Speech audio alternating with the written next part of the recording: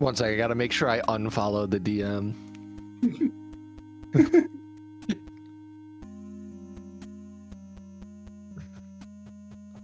No, not again. Disadvantage for your whole family. Did you ever play or see the Wendy's modified, official Wendy's restaurant modified D&D 5e rule set? I don't think so.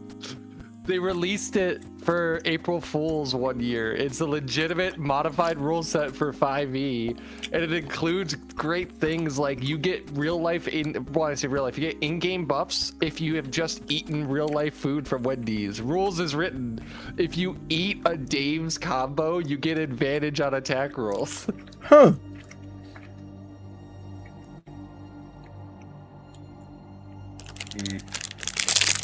That sounds insane.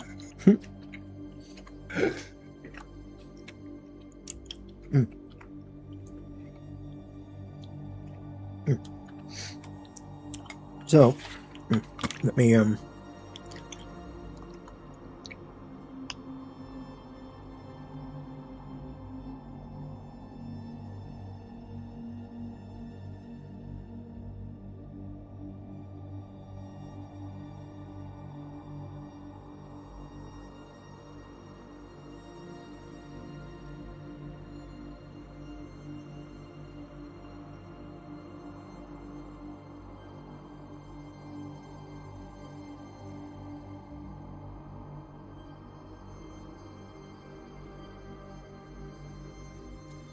change things up a little bit.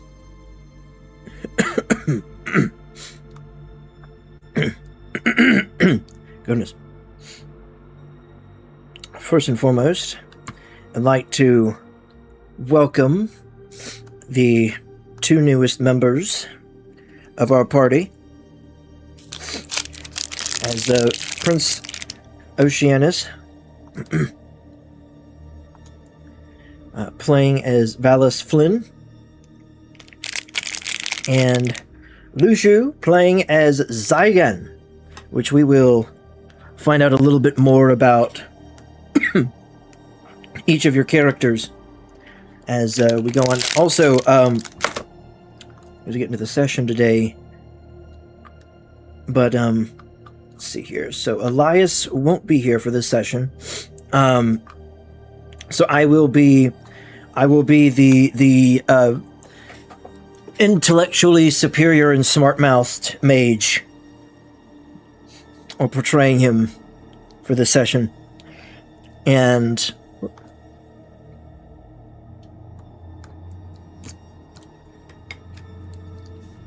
also, I forgot to post that I'm even live. Oh my gosh, it's been a day. Hang on.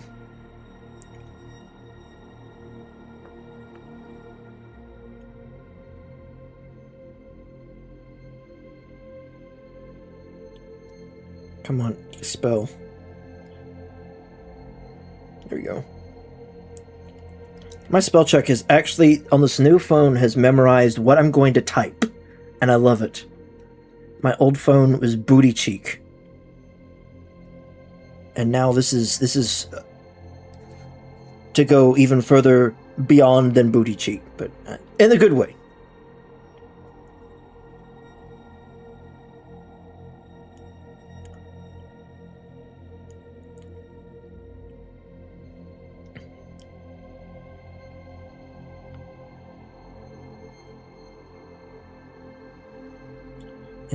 Come on, spell it. There we go.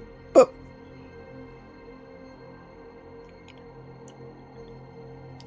Okay, then I'm also gonna post. Where is it? I'm trying to do 3 things at once: type, eat my protein bar, and trying to get all this all set up. Multitasking.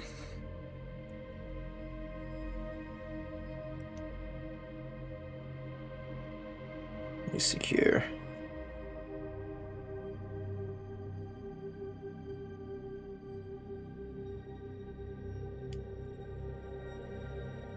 Join us on two. If I could type, come on. There. There we go.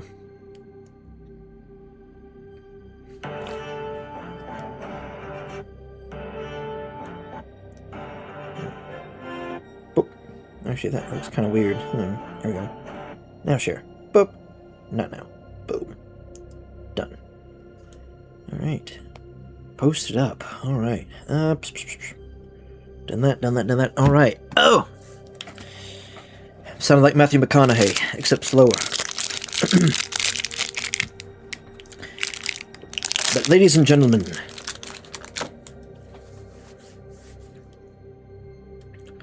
for the first time since 2024, we are in a new arc of a campaign.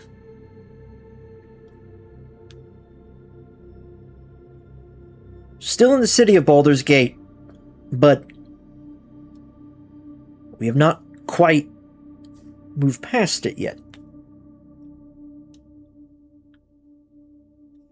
There are still some things to take place and also certain things to address.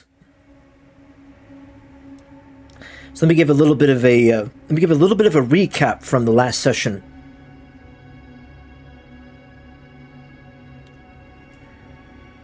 In the last session, Session 37, the Battle for Baldur's Gate, as a quickly set upon war engages in the streets of the city of Baldur's Gate, the city becoming a war zone once again a year after the attack brought upon it by the Cult of the Absolute. An attempt to bring back the Illithid Empire of old by an Elder Brain. That attempt failed. The city was saved, but the city of Baldur's Gate will always be in peril because it has a target on it. This time around, the Merciful Misfits had discovered that through a very unlikely source, such as one of the deadliest assassins on the Sword Coast, Draven Dreadwolf, that the source of all the problems, woes, the warlords, Redjaw even, was a Sharin high priestess who's basically the shadow of Shar herself. Her name was Lystra Durham. She is the daughter of Duke Gent Durham. So she was nobility. And nobility can sometimes get bored, but in this case, it wasn't a case of her getting bored, it was a case of neglect.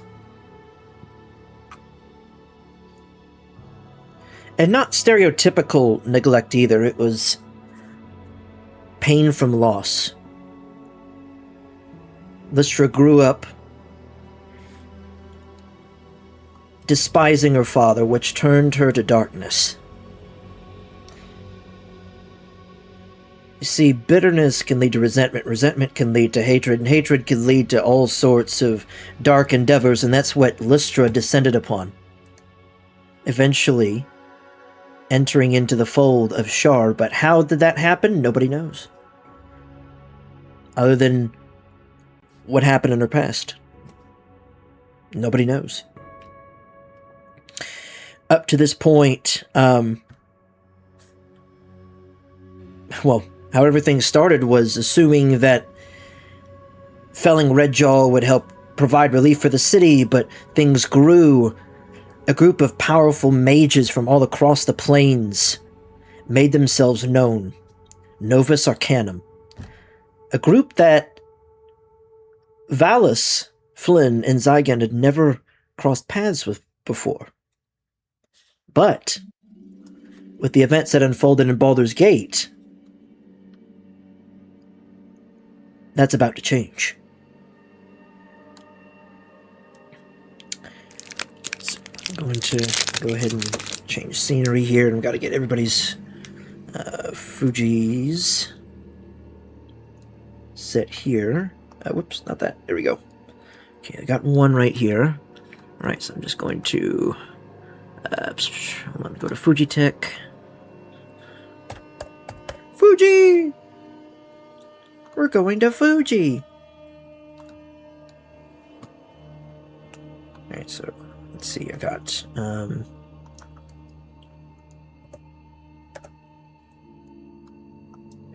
okay, so I got Prince right there. Okay, let me get Lushu here. Trying to get everybody's Fuji set up right here in OBS. Alright, so I'm gonna rename this. No, I want to rename it. Oh. Let's see here.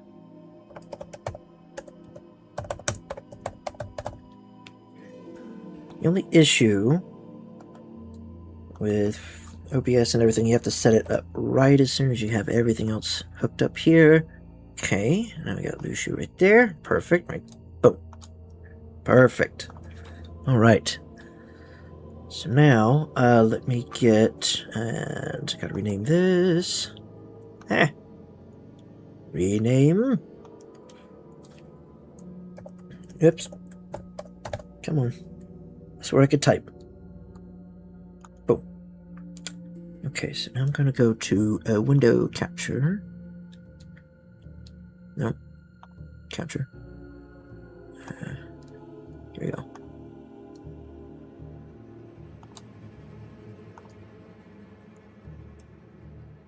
Let me see, is it capturing it? No. Try that.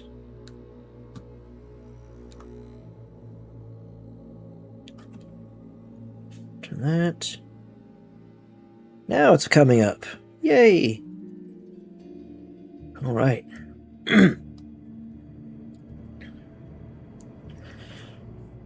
So this arc has led from a simple path to broadening and broadening and broadening and broadening, making it to the city of Baldur's Gate at once more, looping back around, and foiling a plot by Shar herself to try and turn this city awry. Now, last session, everyone moved up to level 4. It's been a long quest to get to level 4. And I will say this, I will tell you guys this. And I know Elias is going to be watching a little bit later. He might even be watching right now. But interestingly enough, and I'm going to reveal this now. If you guys had chosen to fight Draven when you had the chance to, you would have moved up to level 4. I'm just going to reveal that right now, since we're already past that point. Because Draven was a pretty high level character, pretty high level boss, and the situation would have definitely called for it. So if you had beaten him, a well-earned level 4. But since you didn't, that was a secret milestone. So there are these little bits and bobs that I will add as like elements and everything, and I know some people may want me to show them, potentially. To show them where these elements are, but I want you guys to figure it out. So as you go along, like, should we go down this path that will take us down in these mines, take us through this giant bug-infested territory, or should we go down this way that has a toll house, but some people say it's haunted?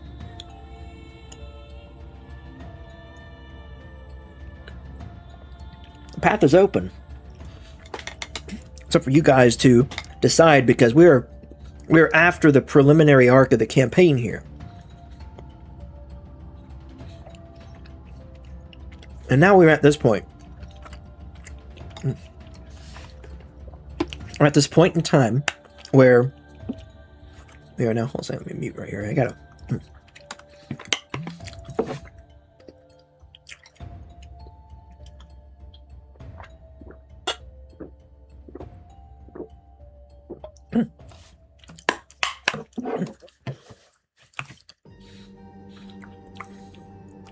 Okay.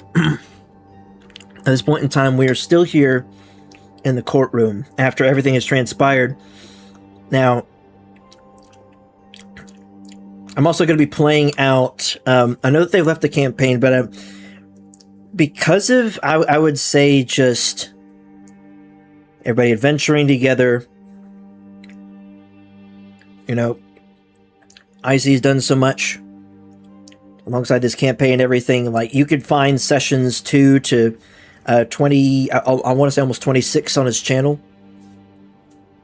I can't remember what else uploaded on there, but I want to thank him and Kitty for joining us so long in this campaign. So they are going to be played out proper of this campaign. They've been with us for the long run. So up to this point. So here in the courtroom, after everything has settled down to a degree, the storm has stopped. There's still some stirring going on outside the courtroom, as you could hear from the hole in the window over here, which I never did make a hole in the window, so I'm going to go ahead and do that. Go ahead and do that now. Kind of just like a freehand tool, like go crazy with it. Boom. So yeah, it's just one big hole in the window that the fake Draven jumped through.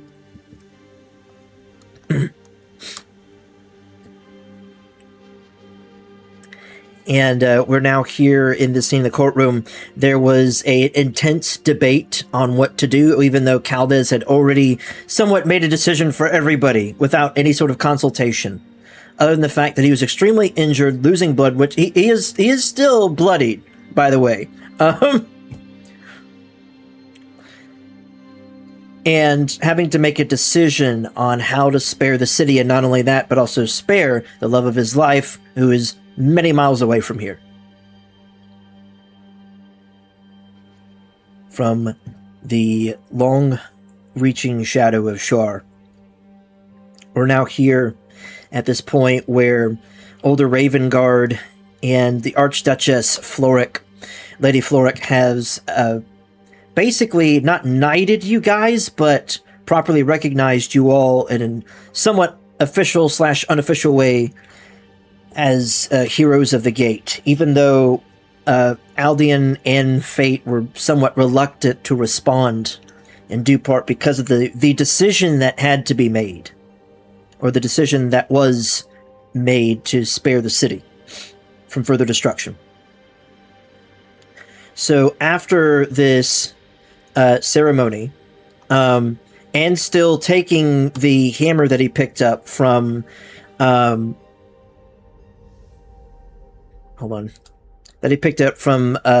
Vastil, the dark priest of Shar,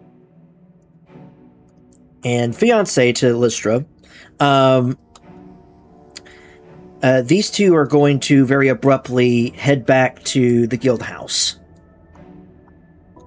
afterwards, leaving Caldes, Gavitas, and Bulk in this room here.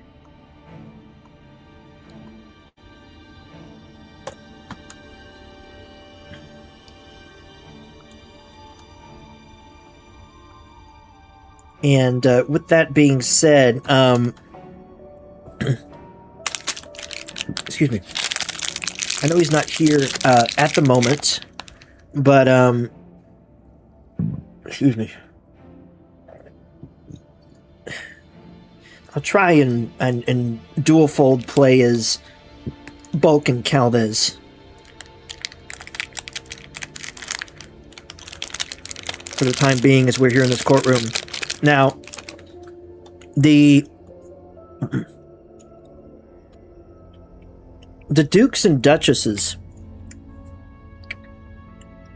are all standing there, adrenaline and everything running still, as they wonder in their minds, what just happened?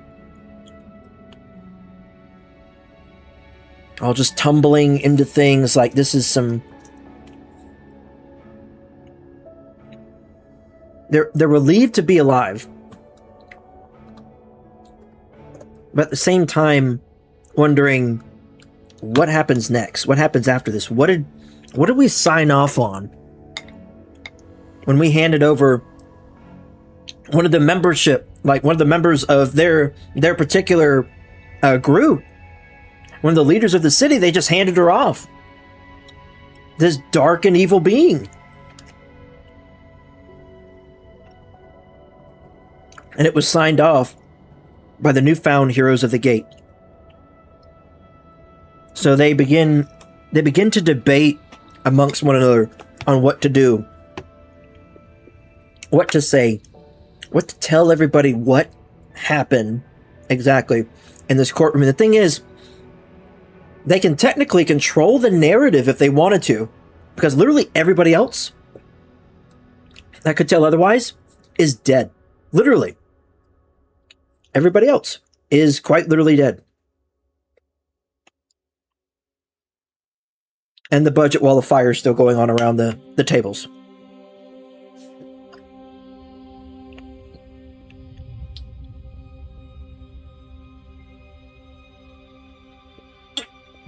So that being said,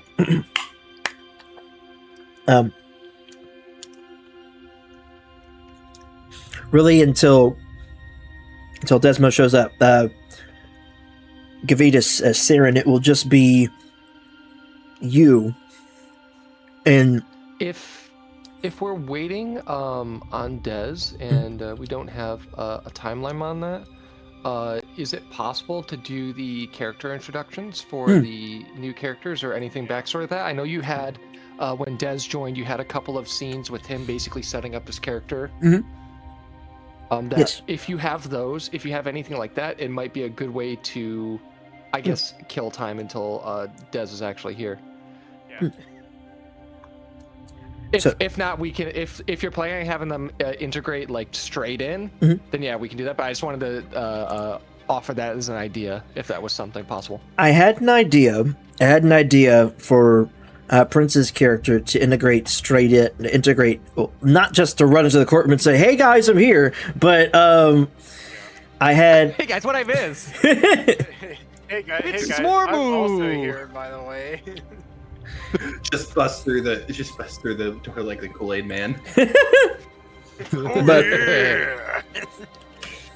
I did have an idea. So, because for Valis Flynn to get involved, I have an idea, but it involves something after everything is resolved in this courtroom.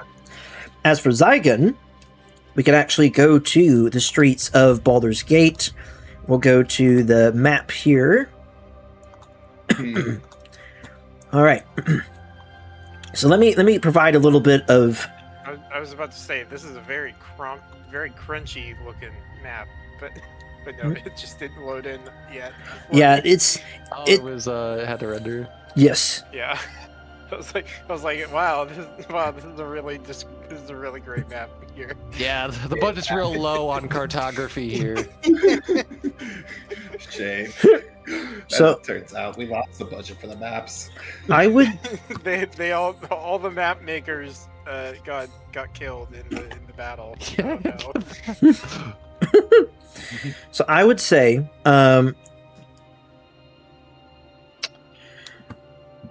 for Zygon, you've been throughout your life, because of the experience that you had, it has led you to the city of Baldur's Gate. This still small voice in your head that's been present in your life ever since a particular experience, which you could go into detail about. But you arrived at the city of Baldur's Gate before the rest of the party did. And just a day before that they had arrived into the city. And there was a mention that there's a need for healers because of the viciousness of the warlords attacking people on the roads, sacking caravans, taking lives, and not just treasure, but taking lives as well. You were called to help heal the people of Baldur's Gate and even travelers that have gone throughout the city. and along the roads to the north and to the south towards Candlekeep and towards and towards the east, going towards Elturel and Elturgard.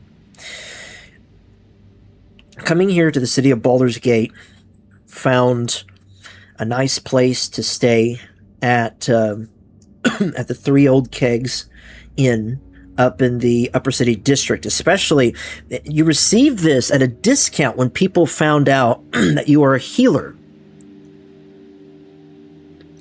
And throughout your time here, seeing strange things going on, like the riots that happened days earlier, where that led to an ambush of the party, and then the attack on the city itself. What would have been far worse turned into a cloudy sky, people coming out of portals, attacking the city. All of a sudden it stops.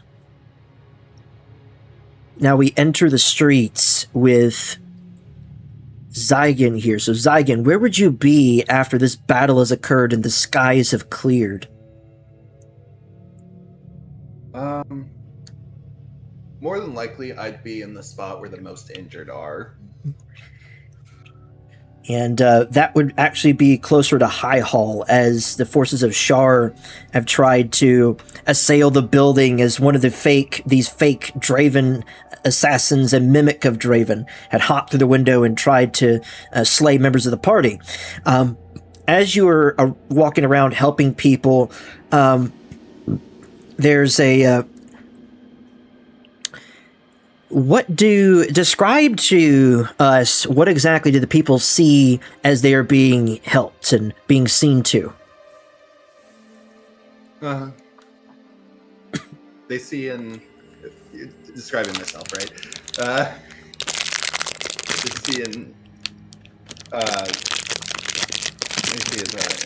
older-ish gentleman walks up to them with a gentle smile, raises my hands out, casting spells, and watching as their injuries go away. Is this an elderly human gentleman?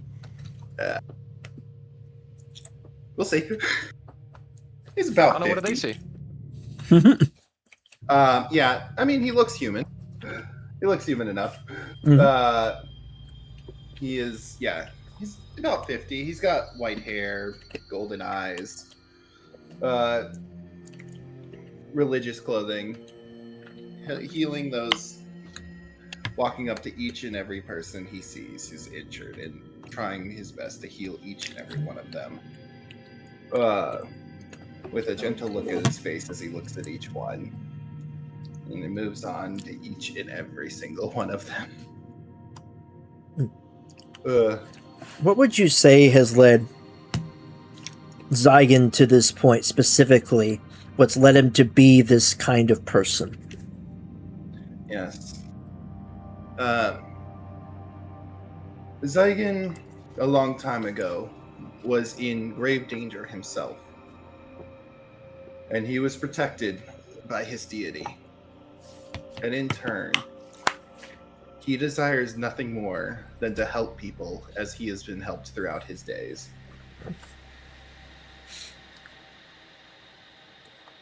He has studied all forms of healing as well as other defensive magic to both protect and heal.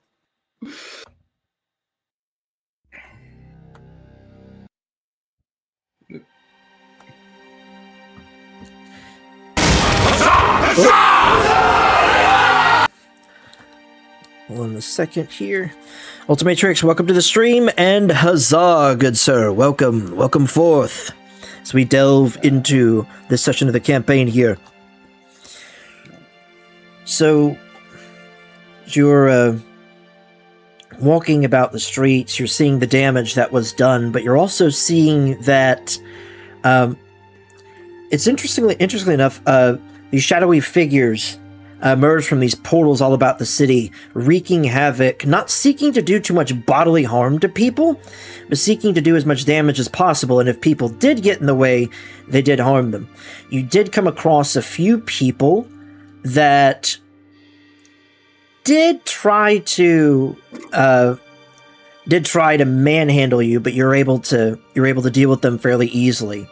I mean, these guys were all like the lower rung tier of the Church of Shar being sent in. Just these madmen in masks and robes running about with scimitars in hand. You're able to dispatch them, but you hear some people talking one way or the other throughout the city. Actually, as people are talking to and fro as you're walking around, hold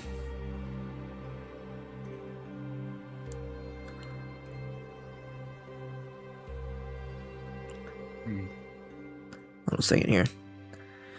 There we go. But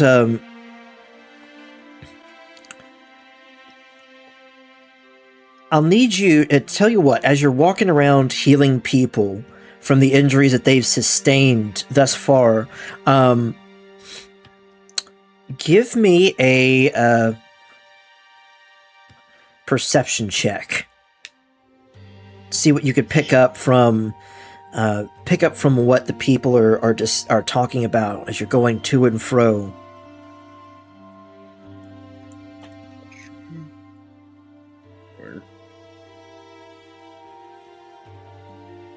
There we go.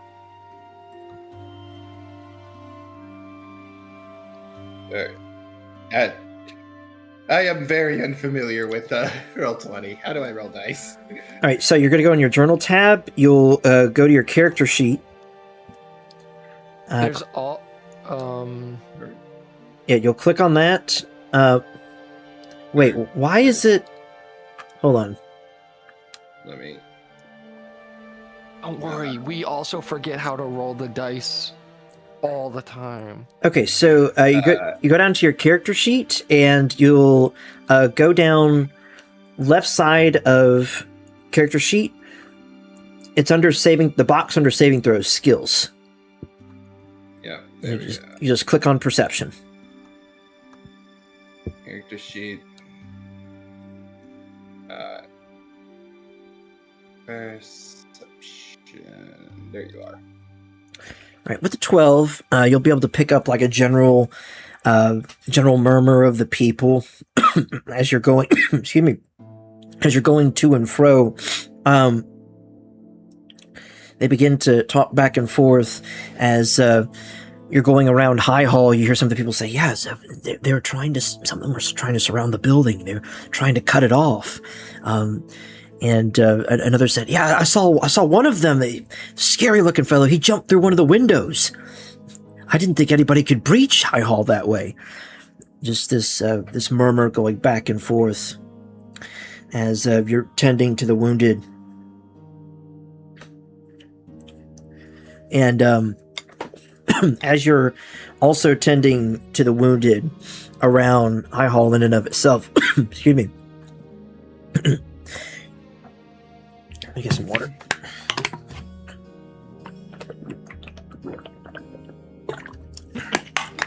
As you're tending to the wounded around High Hall, you hear some of these people talking about them trying to surround the building, even trying to breach the building, but being repelled by the incinerators.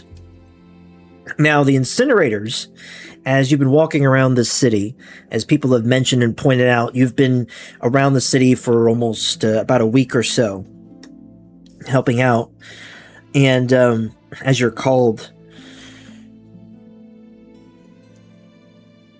you've seen these people on horseback, full plate armor, a flaming plume coming out of the back of their helmet, like an illusory flaming plume. It's not actual fire coming out of their helmet, but it's like an illusory plume of fire that is coming out of the back of their helmet as they're on horseback, patrolling the streets of the city. These particular warriors are Eldritch Knights, every last one of them. Where their select skill set is literally just fire spells. It is all just fire spells to match the theme with their organization, the Flaming Fist. So these guys are part of the greater organization of mercenaries that have defended the city for well over 100 years. Originally started by a Duke Eltan so many years ago. So as you are going to and fro, specifically, you are actually approached by one of these incinerators who approaches on horseback and sees you healing some of these people in the streets. Let me see if I can pull up an image here to give you a little bit of a more apt description. So let me go to, I think it's under, no, it's not under handouts. It is under Baldur's Gate. No, come on, Baldur's Gate. All right, depiction. Right? No.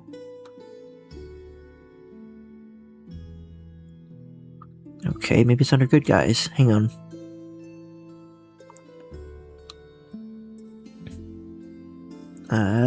Where did it go? Oh no. Oh no. Is that? Nope, that's the character sheet. That's not the image. Okay, I don't know what happened to it. But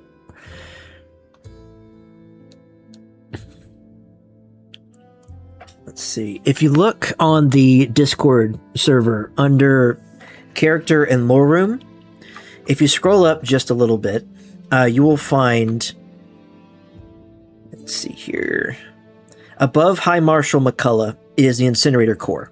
And there's a depiction of the knights. So that's what you would see if you were to look on there. Okay.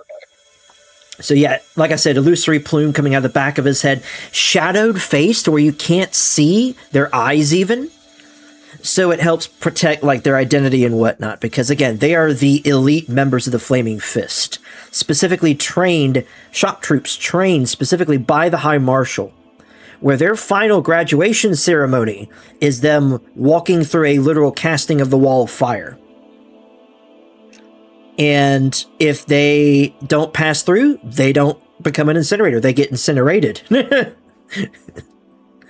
So that is the lethal and deadly training that they have to go through, because the High Marshal McCullough went through dangerous conditions himself to try and defend the city. So he emanates that, kind of like underworld police on Coruscant. Yes, protect their identities. So this incinerator gallops to you on horseback, looks over to you and says, "Hey, you, sir, the glowing touch. What's your name?" My name is Zygon. Tell me, what business do you have with me? What business do I have with you? Well, good sir, we are in need of a healer. All right. And who is it that you need healed? The High Marshal's been injured. I need you to follow me. Very well.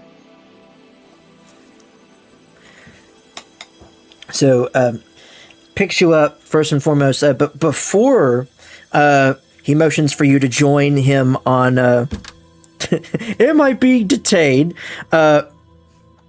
So, basically, before you hop on horseback, one thing that he does is he casts detect magic on you. You could see a little bit of a glow from his hand as he runs that detection spell over you, first and foremost, to see if you have anything dangerous on you. When it doesn't appear that you have anything dangerous on you, he then asks you, first and foremost, do you have any relation to the Church of Shah? By any means?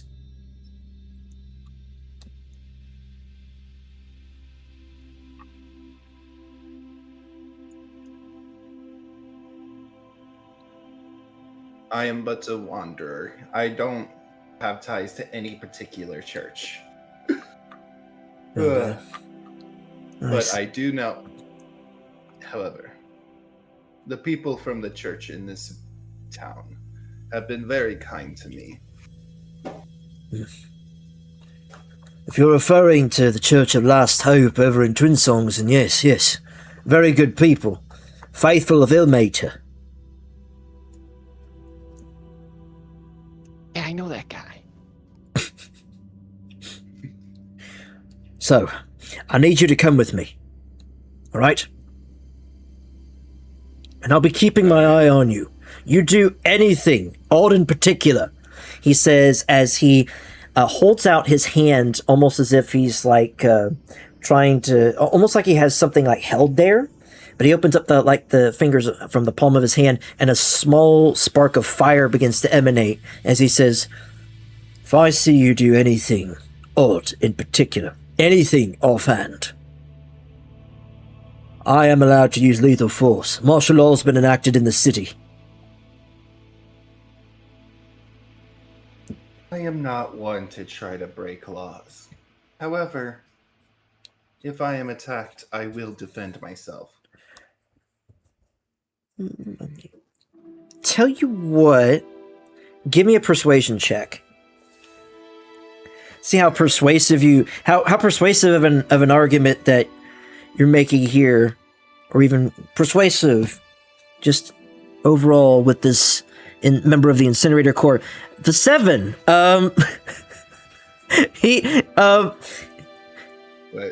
If he had eyes, he'd probably be like squinting them, just like narrowing them at you as he says,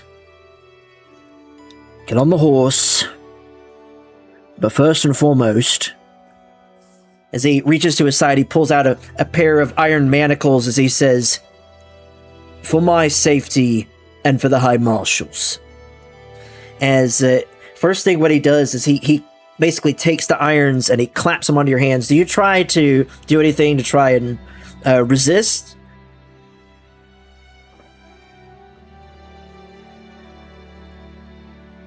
Huh? Do I try to resist him putting them on me? Yes, do you?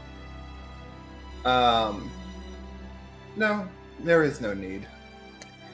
All right, so not creating any sort of scene or anything. He just carefully just claps the irons onto each of your wrists and motions you to get on horseback, helps you up on the back of the horse of this war steed that actually has some armor in and of itself, including a tabard of the Flaming Fist hanging from each side of its saddle. As he spurs the beast on and immediately go heading off, actually within the confines of High Hall. As you gallop inside, you see the inside is key. You see some various flames that are actually emanating from played a Sailor Knight homebrew paladin before. Interesting. Oath of the Silver Star. Okay, interesting. You gallop within the confines of High Hall. These massive walls surrounding this vast citadel, and as you're brought inside, an interesting sight befalls you. You happen to see the High Marshal of the Flaming Fist, and he's standing there clutching at his side with some blood seeping from the gauntlet. This is the man that you see right here. I do know I have a depiction of the High Marshal. I have it right here. So this is the High Marshal Gawain McCullough. So this is the man that you see standing before you in elegant, like red tinted, gold, silver, steel, just armor in and of itself. Metal plate on half of his face with these insane looking burns emanating from it. As he's standing there clutching at his side, around him are actually 3 of the members of the Incinerator Corps that appear to be decapitated on the ground. And as they're all these 3 people are strewn about him. You see 2 other members of the Incinerator Corps as he's yelling at them. As these men, they look like as they were relieved of any sort of future thoughts, they appear to have been cauterized as the blade cut. And you see this great sword in one of his hands, just like he's holding it in his free hand, and the tip of the blade is touching the ground, like he's using it almost like a cane or a walking stick to hold himself up.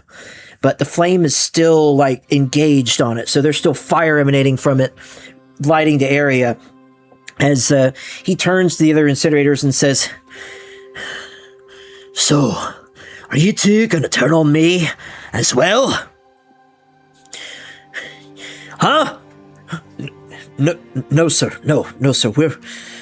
We're not with them. We're not Sharans. Because if not anything else, I'll have you know, you'll end up just like them. Ugh. Had enough with traitors here in this city. And I'm surely gonna have another purge, if it's the last thing I do, of never-do-wells for my ranks." As he hears the sound of horses' hooves hitting the pavement and coming to an abrupt halt, as he turns to see yet another member of the Incinerator Corps, and then he sees you on the back in iron manacles, as he says, "All right, now what's happening? Caught yourself a Sharon?" See, picks up the great sword, just hefts it. His arm's actually shaking a bit as he says, "I've got enough strength left in my sword arm to sever another one from any other bad thoughts, any other future thoughts, Ashar, if you want to." See, grasps his side as the incinerator on the horse not jumps off the side, but just like slides off the side of the horse, dismounts, as he says, "No, Commander, what I've brought here is a healer." "A healer? It's about time." Well, what are you doing? What are you waiting for? Bring him over here. This dude's just having a bad day all around, I guess. You don't know the half of it. You don't know. So he motions you to come forward, and he says, "Take the irons off of him." Are you, Commander? Are you sure? "Take the irons off, otherwise he's not going to be able to cast anything, you fool. Remember? Oh, right." As the incinerator, he takes the key off of his hip and engages it into each of the cuffs. You actually, as he disengages the locks on each of the cuffs of the manacles, you happen to notice these runes briefly light up on each of the manacles as he takes them off, as it appears some sort of runing has been added into these restraints. The High Marshal then looks on at you, Zygon, as he says, "Well now, come on, lad. You're gonna help me out or what? Or do I have to cauterize this myself? I mean, I could do that, but..." Let us start with the prayer of healing. I gotta cast prayer of healing, trying to heal the High Marshal as well as any other injured who have survived in the area. All right. Oh, is it in the AoE? Yes, it is. Up to 6 creatures of your choice that you can see within range. What's the range? 30 feet. You'd basically be able to, with that, so if you can link that in chat, you could basically reach all of the incinerators that are standing around you, including the High Marshal. Cool. Yeah. And then, yeah, so I will cast that. Alright, so in order to cast spells and such from Roll20, what you'll do is go into your character sheet under the spells, Let's see. Prayer of Healing. So yeah, you'll just you'll go down to Prayer of Healing and click on the little speech bubble. Yep. And then just hit submit. Yes. So yeah, so 13 points of healing is going out to everybody around you, like the incinerators around you, and as what does this look like as this goes out? They see me reciting a prayer, and as they do, light comes from me that touches each of them, restoring them. You hear some of the incinerators around you just sigh in relief, especially the two that are around the High Marshal, as they appear to have been a little either winded or wounded also from the battle that had ensued however long ago this had happened. As the High Marshal, wound in his side healed, he then looks up at you and says, "Thank you kindly. The Sharans targeted most of our healers. Our combat medics were slain left and right. They wanted to make sure that if we got hurt, and we stayed down. And more importantly, if the warlords at the gate, well, they would have an easy time trying to get in and mopping up the rest of us. I wanted to thank you. What was your name?" My name is Zygon, and there is no need to thank me. Healing others, protecting others, that is just the kind of person I am. Just the It is person. my duty. Just the person you are. Kindly soul. It's hard to find around these parts without all the traitors running about the streets, trying to burn the city down. You say traitors. But I happen to know a magic ability that has helped me stay away from such types of people. Aye. If you know something I don't, pass it along. There's a spell in my repertoire called Zone of Truth. Oh, I can force those around me to speak. Nothing but truth. well, that I already know myself. So I'm have a little bit of an affinity with the arcane, with the weave, and understanding it. Of course, I learned a little bit, or quite a bit, from some of our mages, especially after the attack on the city about a year ago. Yes, it is incredibly useful, especially in times like these, where you are unsure who you can trust. Indeed, indeed.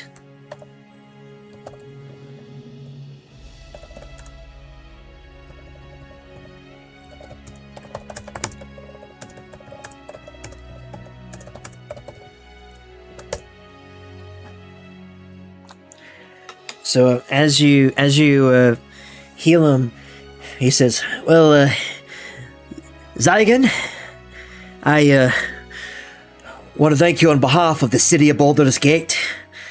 You see, as he takes his hand a little bit more steady now and taps the side of the metal plate on the side of his face, as he says, "I have a fairly long memory, and I'll definitely remember this. I tell you what, Zygon, where are you staying in the city?"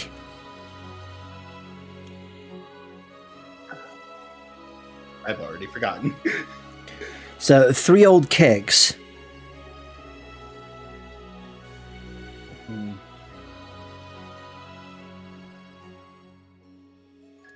It's an inn up in the upper part of the city here. It's not too far, actually, from High Hall. Just up the street from it.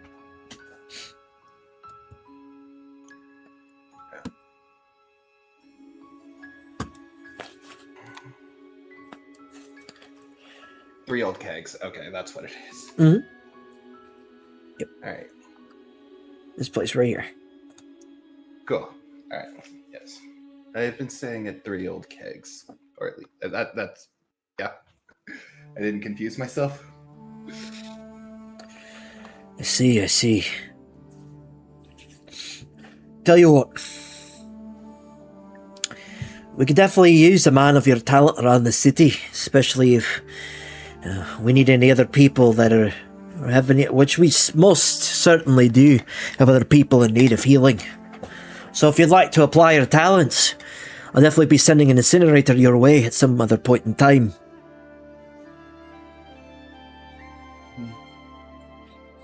If you need me to heal people, I'll heal people.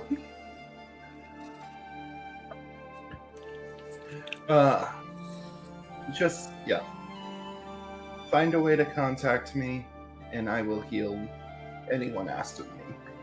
However, I am the type who doesn't like to be tied down to one place. So, as long as there are still people that need me here, I'll be here. But if I am needed elsewhere, I'll leave. I see.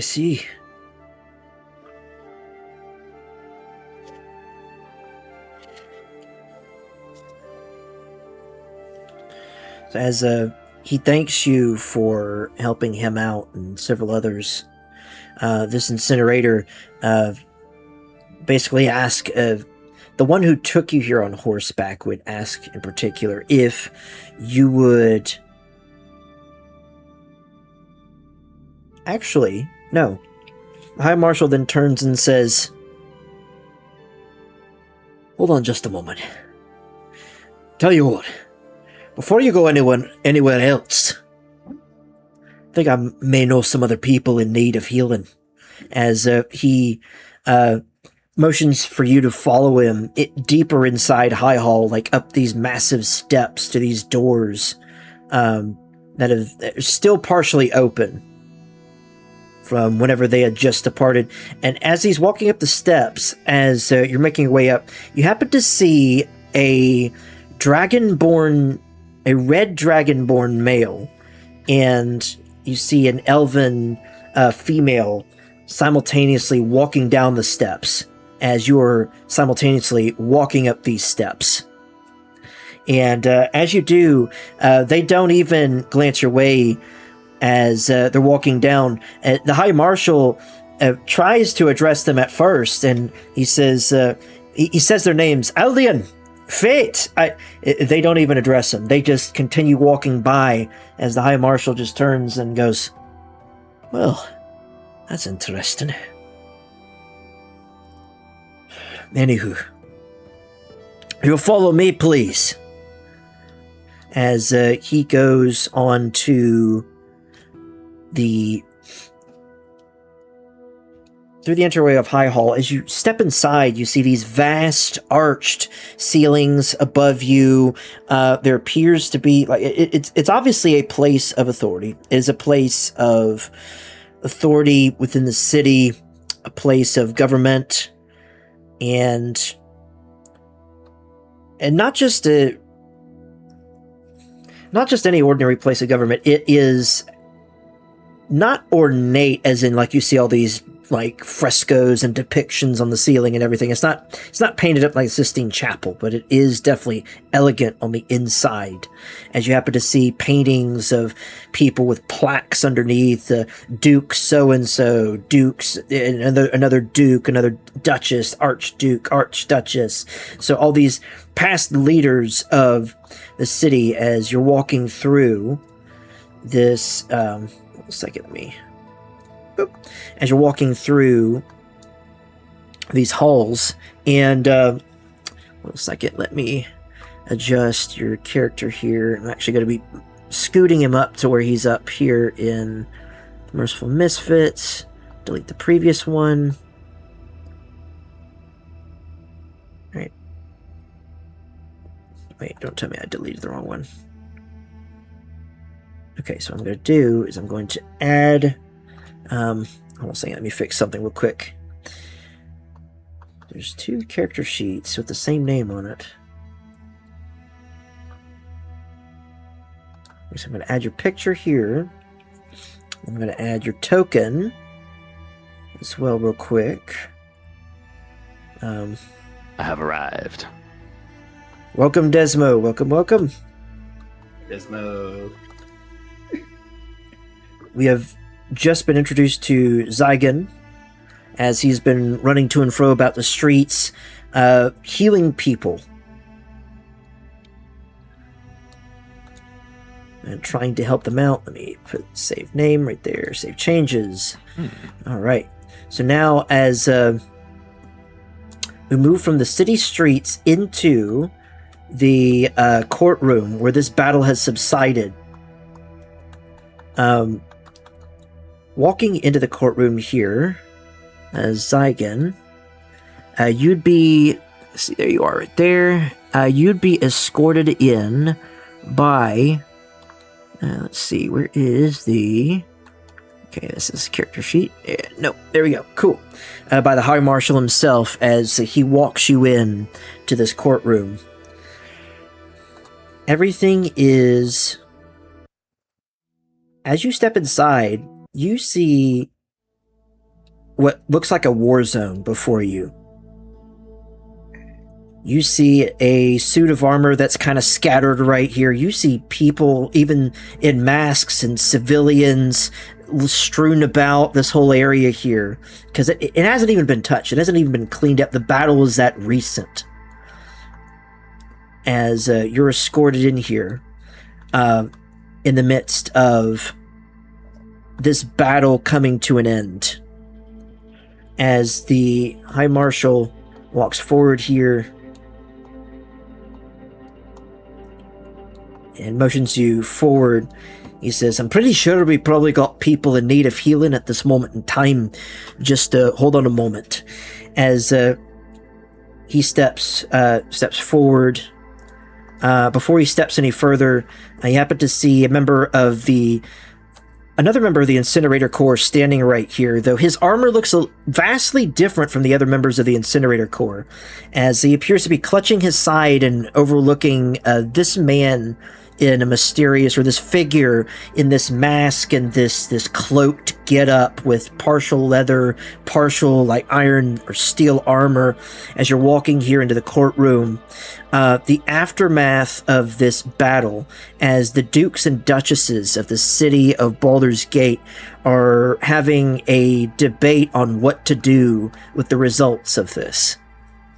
First and foremost, they formally/informally declared the Merciful Misfits as heroes of the gate. But Zygon, as you step in, the High Marshal says, as he points to this man right here, and says, first things first, if you could help out.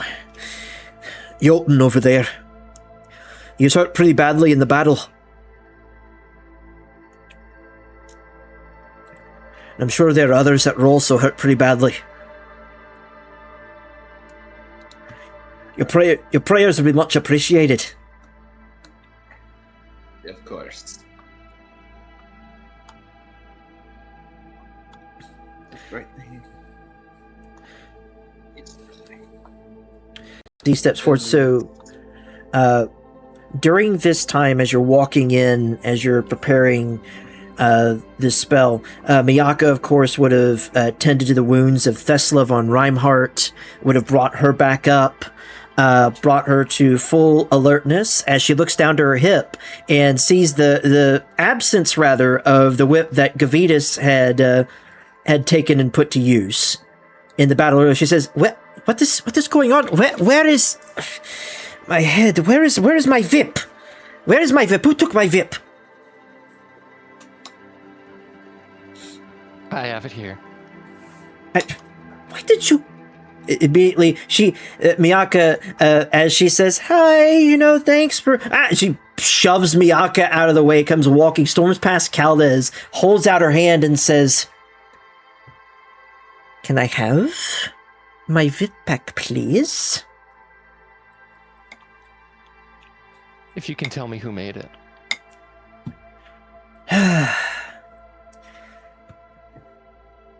There's a fine leather worker out of Neverwinter. The man also worked in enchanted goods.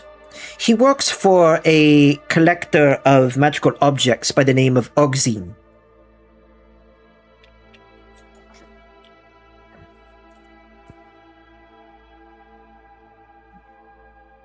Could you do me a favor and put that, write that out in the chat so I can copy Yes. paste the spelling? Actually, not. Let me look at my notes. Hold on a second. It's not. Oh, sorry, not Ogzine. Ozgin. So spelled Ozzgin. So Ozgin. So Gvidas is going to, it's not called wrapping, but he's going to roll up the whip, the tight circle. Mhm. And he's going to hand it over to her. He's going to say, I'm sorry for any extra blood stains this has on it. A lot happened while you were out. Yes, I can absolutely. She looks around. She sees these tables still on fire. Some of it's actually burned down and turned to ash and cinder over here, while the rest is still kind of spreading around the tables. Still, nobody's put out the fire. It's still going. It's I'm going to get the drawing tool. Freehand. Kind of just the fire's still consuming everything, burning the bodies even over here on the table. And this fire's still going over here on these tables and chairs. But as she takes the whip back in her hand, the dukes and duchesses of the gate, they begin to debate amongst one another as this gentleman right here that has the crest of a silver shield on a lapel, a fairly big sized lapel on his this edge of his cape, kind of pinning this fanciful cape to his shirt and attire. He turns to the Archduke and says, Olda, what should we do when reporting the events of this? When reporting the events of this day to the rest of the city? I mean, surely other people wish to know what transpired here in this courtroom. Immediately, Duke Spelthane, this fancily dressed dwarf over here, then takes a step forward as he says, I agree. We have to report everything to the city. The Baldur's Mouth Gazette, the Tomes of Truth. People will want to know. People will want to know what transpired here. And immediately, Malexander, he kind of just tiptoes over here, kind of hiding behind this pole. As he reaches forward towards his desk and pulls an inkwell and some paper. Hold on, you know what? I'm gonna roll stealth for him. Let's see here. This is flat rolls because he is a civilian. It's 13. It's not bad. So he just kind of just being very quiet, very stealthy in the background amidst the crackling of the flames off to the side here. As this debate begins, as Jaheira, she also steps forward and says, Who says that we have to report anything accurate about what transpired in here? Because if we do report anything accurate that transpired within these walls, the city would be in an uproar. It would be chaos. Archduke, I would encourage you to use some form of flattery, if you will. Do as the bards do, and maybe add some flair to what transpired. Flair. Older Ravengard begins. This tall, broad-shouldered gentleman, clearly with years of wear and tear visible on his face. And unlike the depiction here, like he's depicted in Baldur's Gate 3, just completely bald head, but still standing in this regal, semi-armored attire. Again, he wears armor all about the city to show he's not just a politician, but he is an effective leader, because he has been an effective leader of the Flaming Fist in the past. But now he's in this greater capacity with the separation of the Flaming Fist from the position of the Archduke. He then stands there pondering as Duchess Portier, no other name but Portier, okay? Not Portier Potty, but Portier. Some people suggested her name is Portier Potty. Oh my gosh. Portier Potty, let's go. Portier. I don't know who would have said that. Yeah. Who called her Portier Potty? Portier potty. Let's go. What's your party? Yeah. As the Your husband John. as Duchess Portier, as she says, I think that we should report the events as well. The Archduke would see fit, and most importantly, as Asterion would see fit. Isn't that right, Asterion?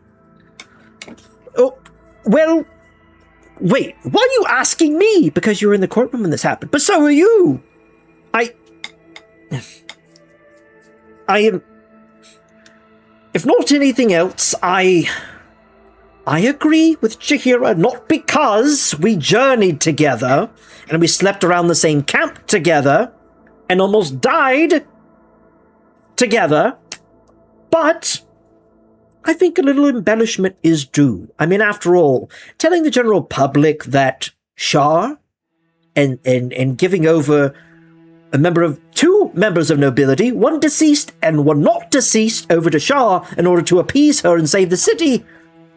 I don't know if I would say that that's heroic.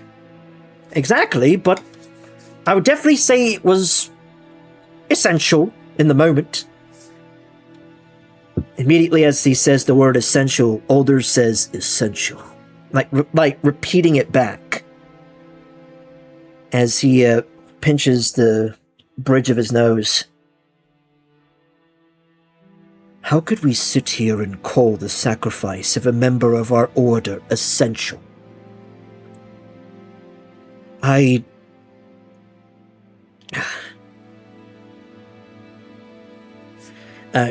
Caldez would immediately speak up and say, There was no other way. When I encountered Shar, face to face, it was the coldest thing. We wouldn't have stood a chance. Older then speaks up again.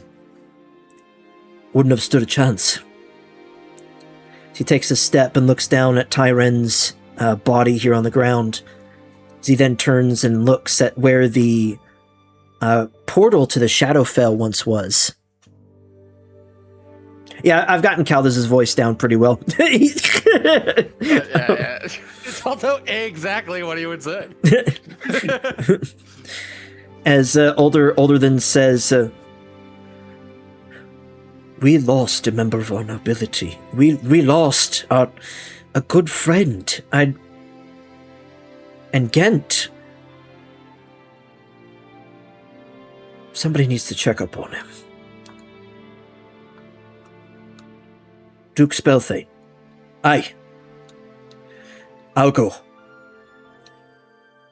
Duchess, please, with me. As this lady dwarf follows him out, his wife, Duchess Spelthane, will then follow them out of the room as they leave here.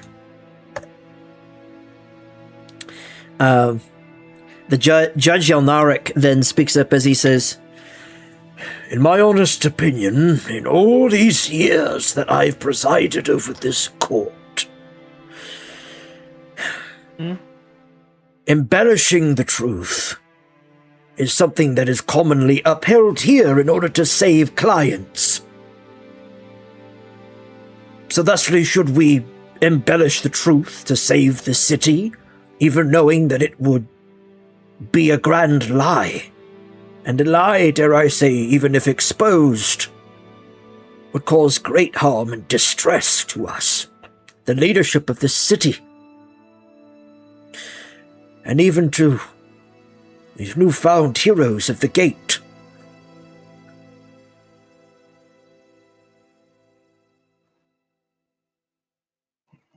Duke, I so don't understand what you mean. Why would embellishing this story do anything to help the city?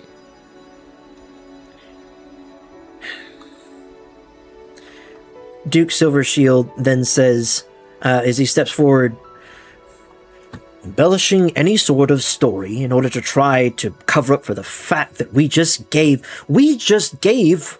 one of our own to Shar. We tell the whole city that, and after the Sharans had just attacked, I don't think it would sit well with people. Cultists coming out of dark portals all over the city, defying the wards that we use to protect this place. It would be a travesty. Think of the ruination that would come to commerce. Commerce! Immediately as Older yells and bellows, he turns to Silver Shield. He then, he says, commerce? You see him grab the gauntlet off of his hand as as Duchess Floric, she steps forward. She actually has to grab his arm as he's about to backhand Duke Silvershield. Is that all you could think of? The price that was just paid for this city. And money and coin is all you could think of. Should have you put in the stocks. And Duke Silvershield... Forgive me, I'm not much of a politician, but in all honesty, some action like this that shows just how far the nobility is willing to go to protect the city, I don't know why that would reduce trust.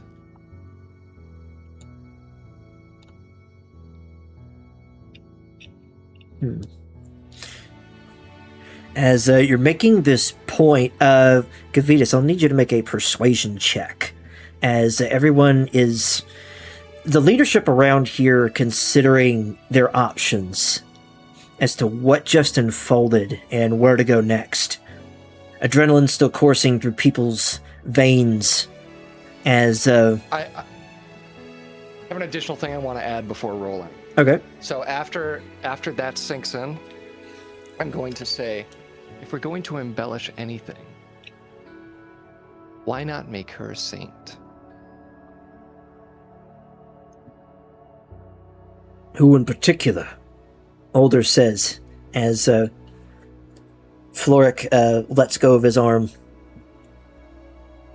The Duchess. The one who made the sacrifice.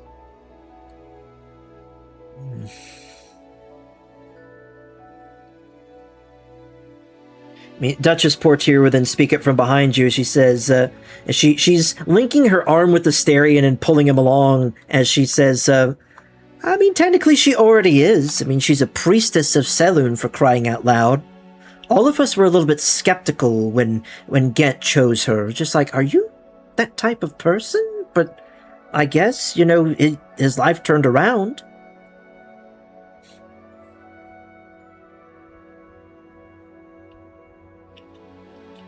I mean, like I said, if we're going to embellish anything, embellish her sacrifice. A statue, a feast in her honor. I don't think there's any reason to reduce what she did.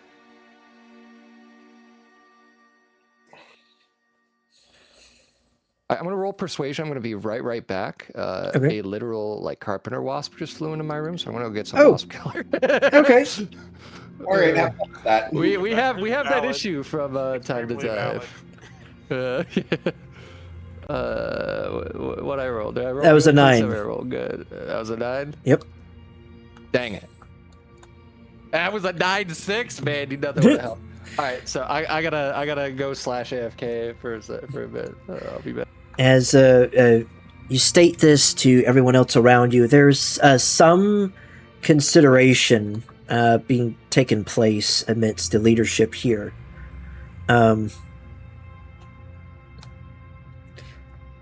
First thing that comes to mind to Duke Silvershield as he actually sidesteps a little bit away from Older, the Archduke, as he says, if we do promote her to some form of, maybe not even maybe martyrdom. I mean, she's a Selûnite. There's not too many Selûnites in this area anymore. Honestly, if we were to potentially promote her in this way and regard, I mean, could lead to some financial growth. His eyes shift over to the Archduke, and then he looks around to the others as he says, I mean, it would be honest gain, if not anything else. That, and also, I mean, there's still And Jahira then speaks up and says, "There's still a likelihood that she could still be alive.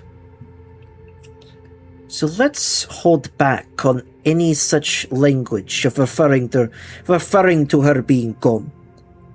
That, and also, I would disagree. Especially on monetizing this." She says as she narrows her eyes at Duke Silvershield. "If not anything else, it is a little bit different than the hero of the gate himself, and the story of the hero of the gate, as there is some embellishment added to his story.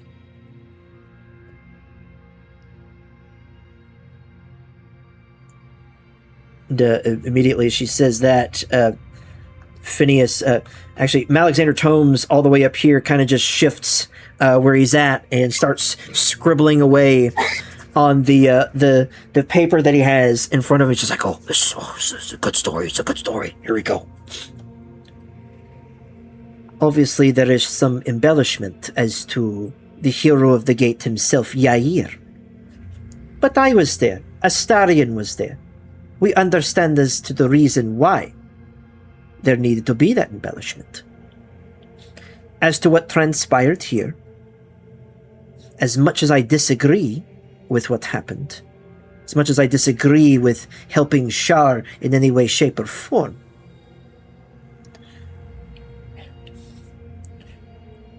I guess a means of trying to hold the city together is to give the city of Baldur's Gate a story to remember. Another one in its long chapters of life.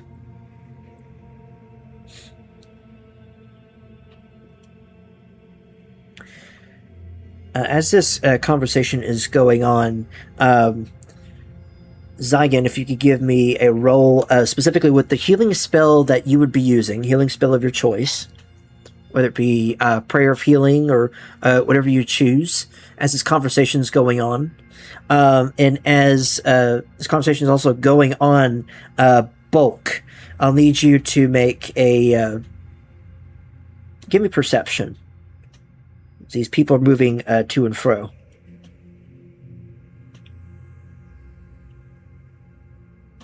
Okay. I'm just curious. I only need to heal one person this time. Or are there multiple people injured? With Prayer of Healing, you'd be able to. Of course, there's a lot of people that you could affect with this. Oh. I mean, 30-foot range.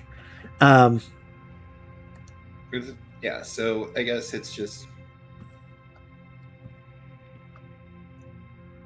I am healing. Obviously, so with Prayer of Healing, I'm obviously healing the guy I was asked to heal. Correct. I'm also going to try to heal anyone within this conversation I can that looks injured. Okay. So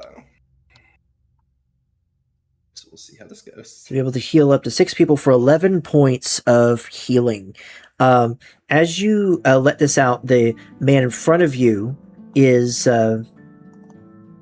healed quite substantially, and is still slightly bloodied, but not as bloodied as he was. You happen to hear a sigh of... Now, what other 6 people would you choose around you? Because this gentleman right here in the blue suit looks injured. The lady with the dark hair looks uninjured right here. Although this lady with the blonde hair, this elven gentleman right here, this elven gentleman right here, who has been identified as Astarion, and also this half-orc gentleman right here also looks injured. So the 6 people you pointed out to me all look injured, or this lady specifically doesn't look injured, the one with the yellow dot? Yes, she is not injured. And Okay. neither is this older woman. In that case, since he's one, blue suit plus those 4 that you pointed in that row are all injured. That's 5. So those 5 plus him is 6. So I guess I'll hit all 6 of them.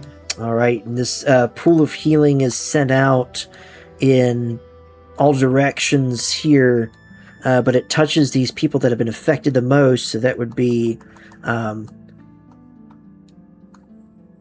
see, Asterion gets some good healing.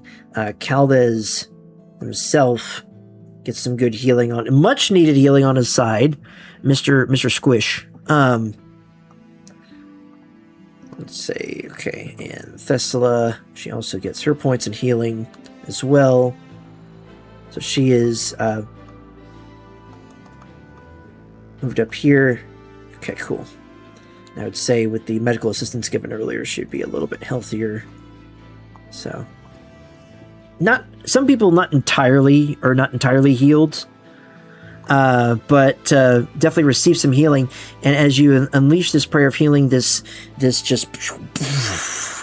radiance emits, almost like a wave, and it just dissipates over in that 30-foot range around you, touching various people. And as its healing hits them, Bulk, you would feel it. Caldez would feel it. Thessala would feel it. Asterion would too, as well as the member of the Incinerator Corps in front of you, who would, upon seeing you walk up to him, just starting to utter these prayers, he would then turn to say, and in a very, very epic fashion, say, "Thanks. Thank you very much." You are welcome. There is no need to thank. I am glad to help you. Also, Bulk, with that perception check, you wouldn't see anything else, but when Lystra was picked up off the ground, she managed to drop the shield that was on her arm.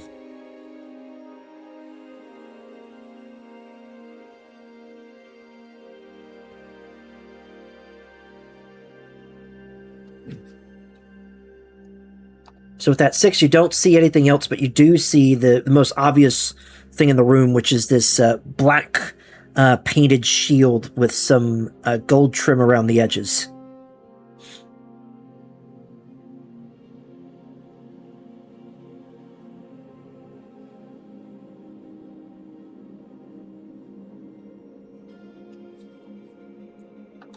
Let me go ahead and move these characters right here as they're moving off to the side. So it'd basically be about like right here where Lystra was downed, and just like adjacent to Gavitas. That's where you'd see this shield.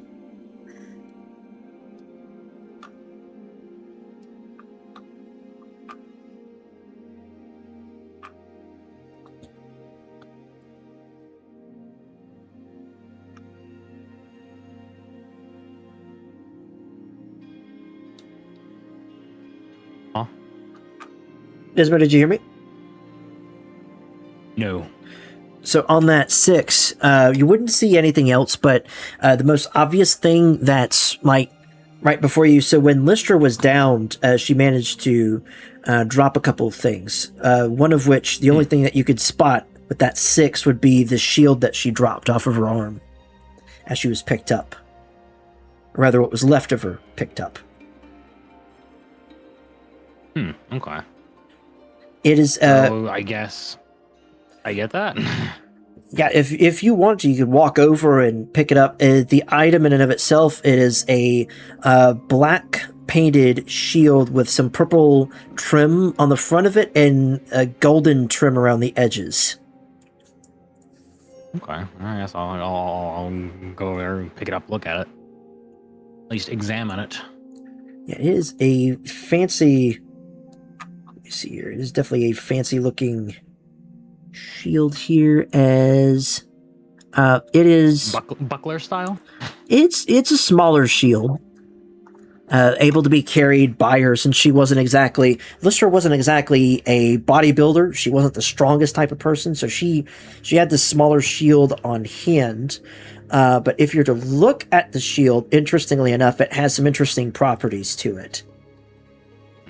As in, it doesn't just have a singularly just like regular grip on the back of it. It wasn't seen during combat, mainly because It might have been because of Shar's influence. Shar was simply wanting to display her power, her magic, and whatnot, and that was being put on full display. Either that, or Lystra had simply forgotten an useful feature with this particular weapon. So, because it's not just a shield, you actually happen to notice that there is a separate grip from the leather straps on the back of it that would allow you to take this grip and essentially, well, you're going to have to test it out for yourself. Let me just put it that way. Hey, as long as it's halberd compatible, I don't mind. It definitely looks interesting. So you can add a, it's essentially going to be since it's not really in the game, since we had to de facto add in the buckler through homebrewed type means, could say that it is a +1. Can add a. I'm actually going to drop it in your inventory right now. It is a +1. So I'm going to add the. Let's see here. Lystra's shield. So I'm going to add that into there. So with Lystra's shield. Actually, no. You know what? Let me see here. Shield of Shar. So it is equipped. Some modifiers. So it is like a plus. All right.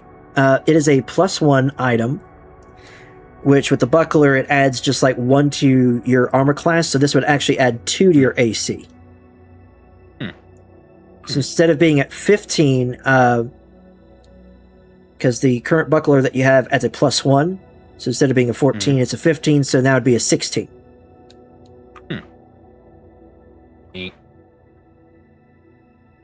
I'll take it. Yes.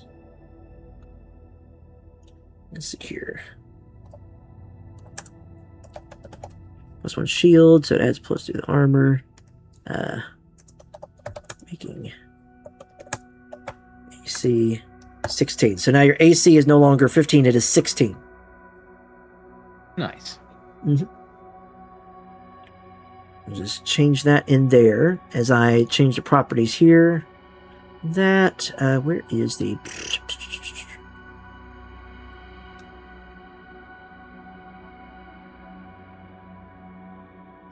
Okay, so it is,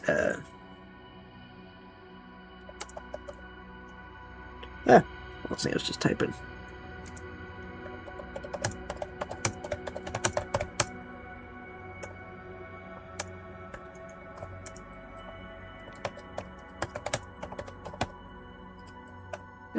Wait, why did it change?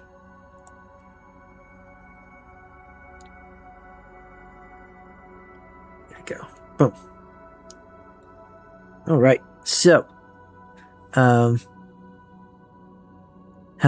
Zendor, welcome. The session's going pretty well. Thus far we have been introduced to one of the newest members of the party here, as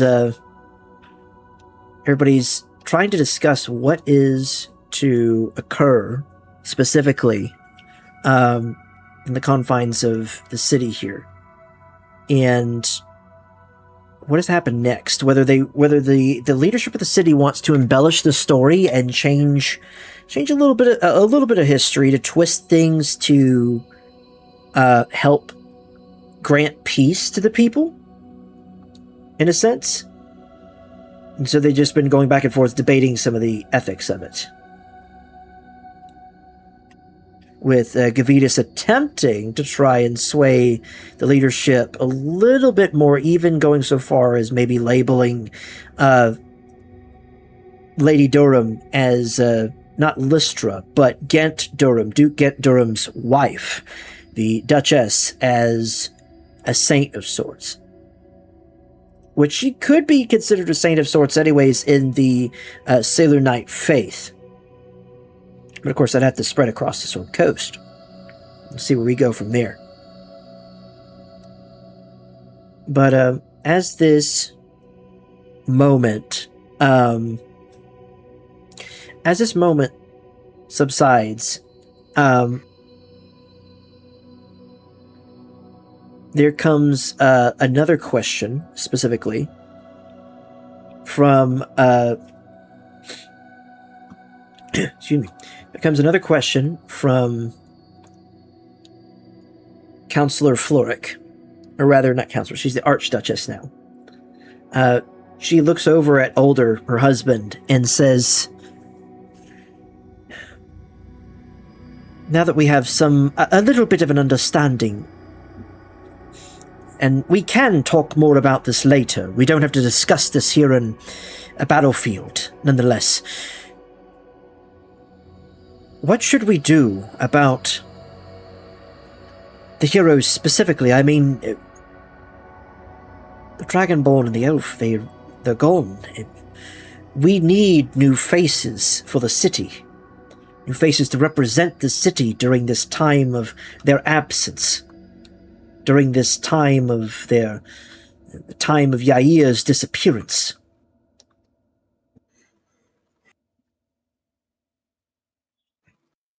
And with the... What was it?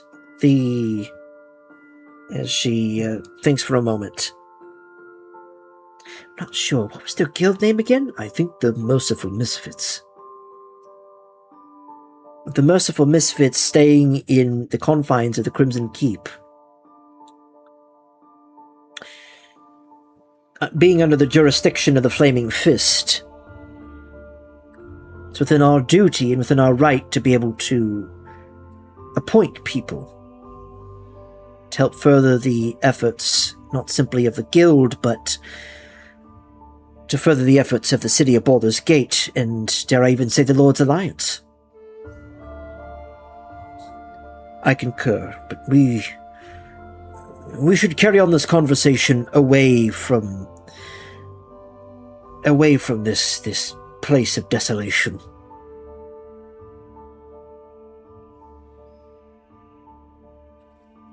I think we should head back to Wormrock Fortress. If not anything else. It's a far more secure location, as the Archduke suggests.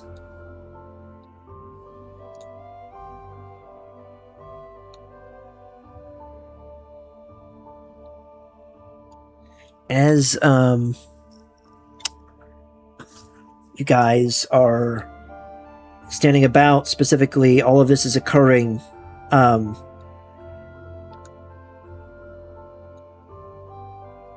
this healing emanating about everybody within close distance to you, Zygon. This murmuring goes on back and forth as people wonder what is next for the city. What is next for the people of Baldur's Gate after this attack?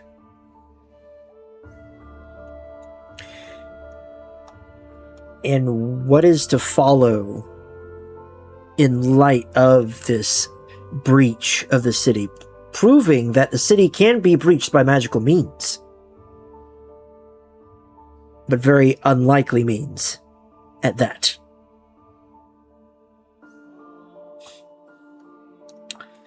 With that,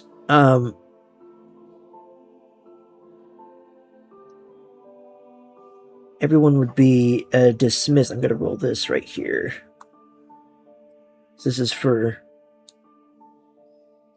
for Elias to figure out next time.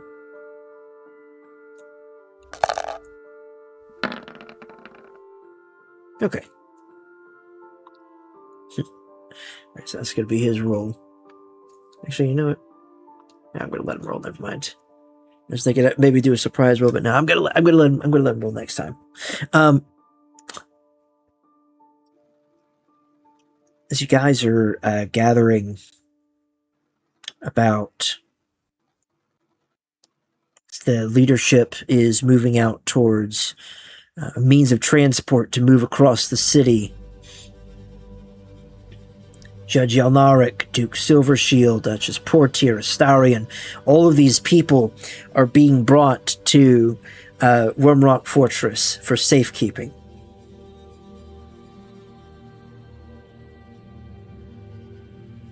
what exactly do you intend to do? Is there anything that any of you would like to do before we leave this courtroom?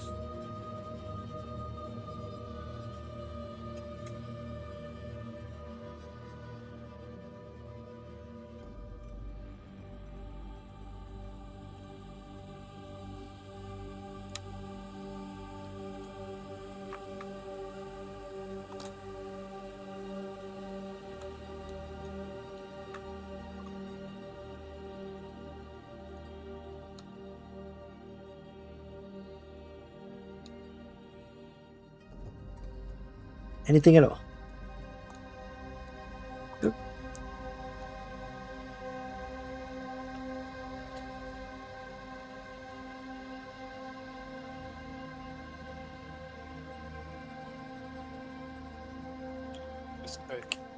I think that's a resounding no. Okay, so with the sound of silence. There we are. Yep. Amazing.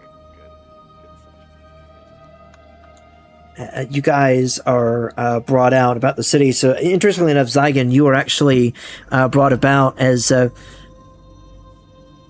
you would be directed either to go elsewhere within the city, but the High Marshal actually says, "Hey, you sir, you're coming with us. First and foremost, we might need you back at Wormrock Fortress, but also, I have an idea myself, if you don't mind." I'd like to hear this idea. Yeah, we'll discuss this with the Archduke.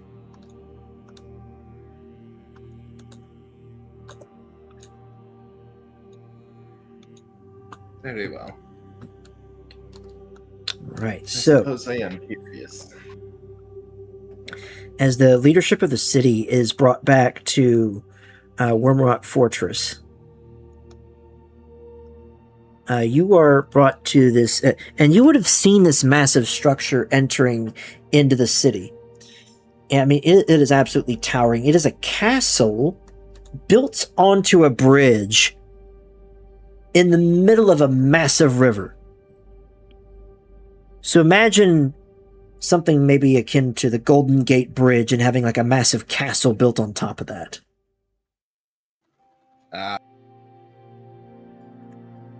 Actually insane. Yeah, it is a pretty cool concept. It is a massive structure too. So I'm going to drop a few people's. Hello there. Oh, I see. I see it there on the map.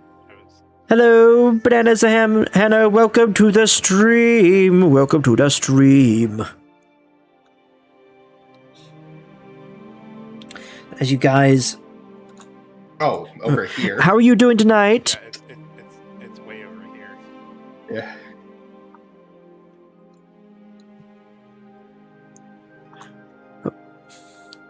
So yeah, if you were to look at the city of Baldur's Gate in and of itself, so Wormrock Fortress is if you were to scroll to the right side of the map, it's almost as if you're going to the bottom right corner. Yeah. Well, I hope the humidity goes down. You're gonna take a nap? Absolutely, take a short rest, and I hope that you enjoy your short rest. Thank you for stopping in and saying hello. It's good to hear from you. As Wormrock's Fortress this is basically the fortress. It's a castle that's stacked on top of itself, like a series of boxes, towers in and of itself, standing piling up in the midst of this massive and important river here on the Sword Coast. And as I change scenery here,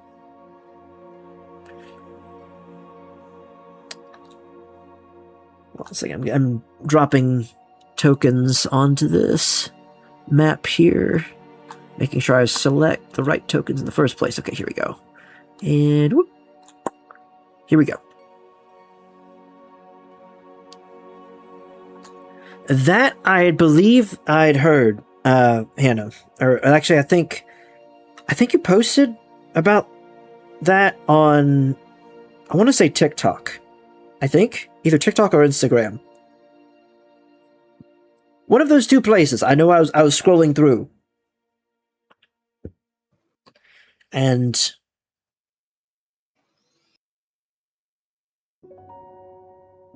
yes, I do hope that with this decision and whatnot, that there is. I mean, obviously, there is the. Let me just say that I hope that it does provide some modicum of peace, even with the tumult that it's definitely. I believe it definitely has stirred.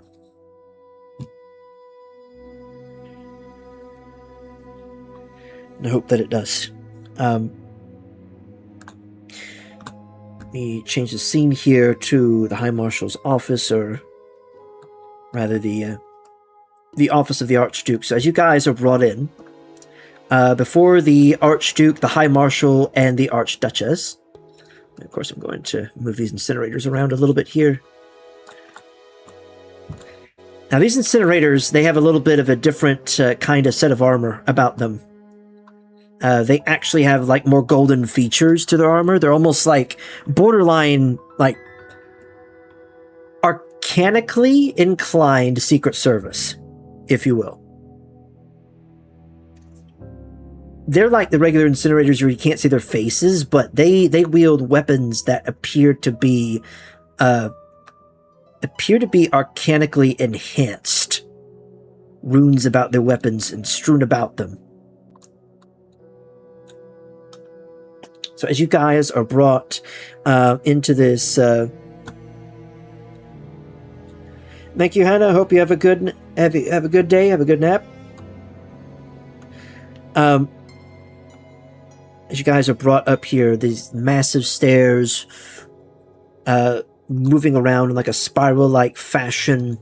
Actually, not combat. Let's change it to settlement here to castle type setting.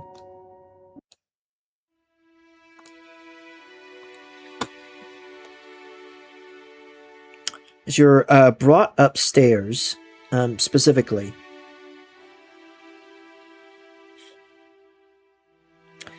to the Archduke's quarters.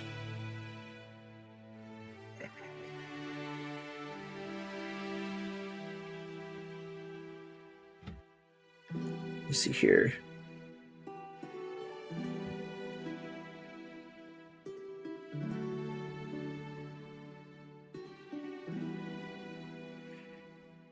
Let me see here. Okay.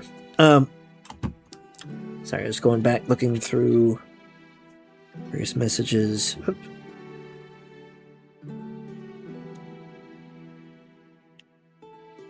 Look at my notes here.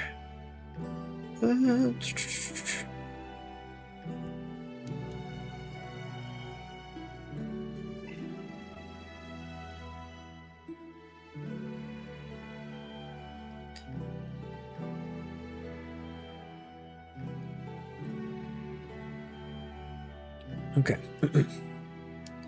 So first and foremost, as you guys are walking up the stairs and whatnot, Chaldez is still clutching.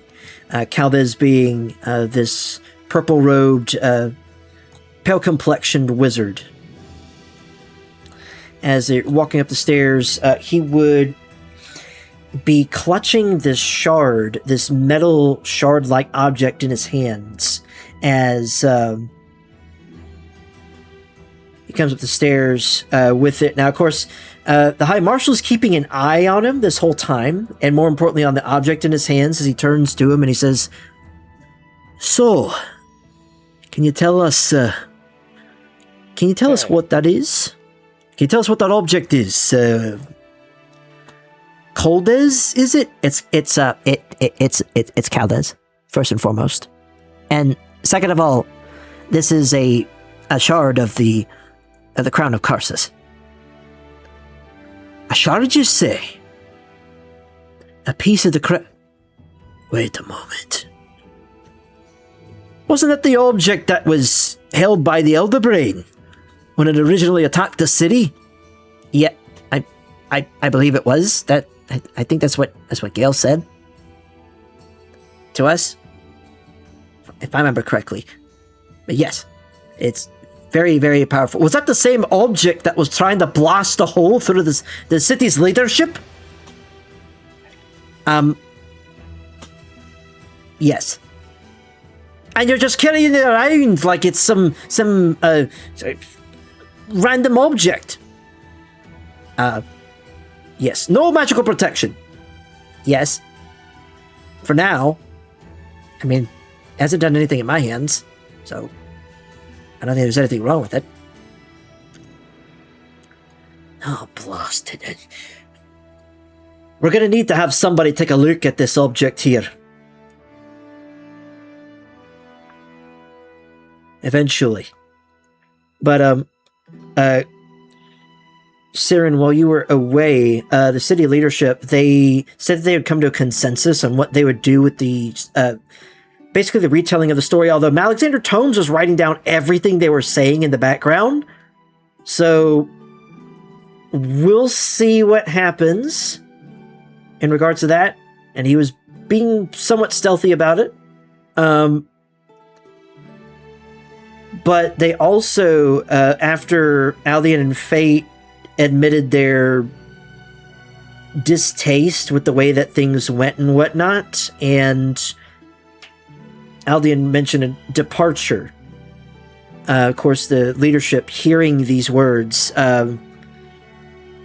during this time, and of course, your attempt to persuade them all to kind of canonize the the Duchess Ghent as some sort of saint failed. So now Duke Silvershield thought, hey, this would be a good time to monetize it. Just like, oh, imagine all the Sailor Knights coming over here, and then immediately everybody just stared at him, just like, we don't want Char back over here. No, we don't want to deal with her again. So they just kind of shut him down.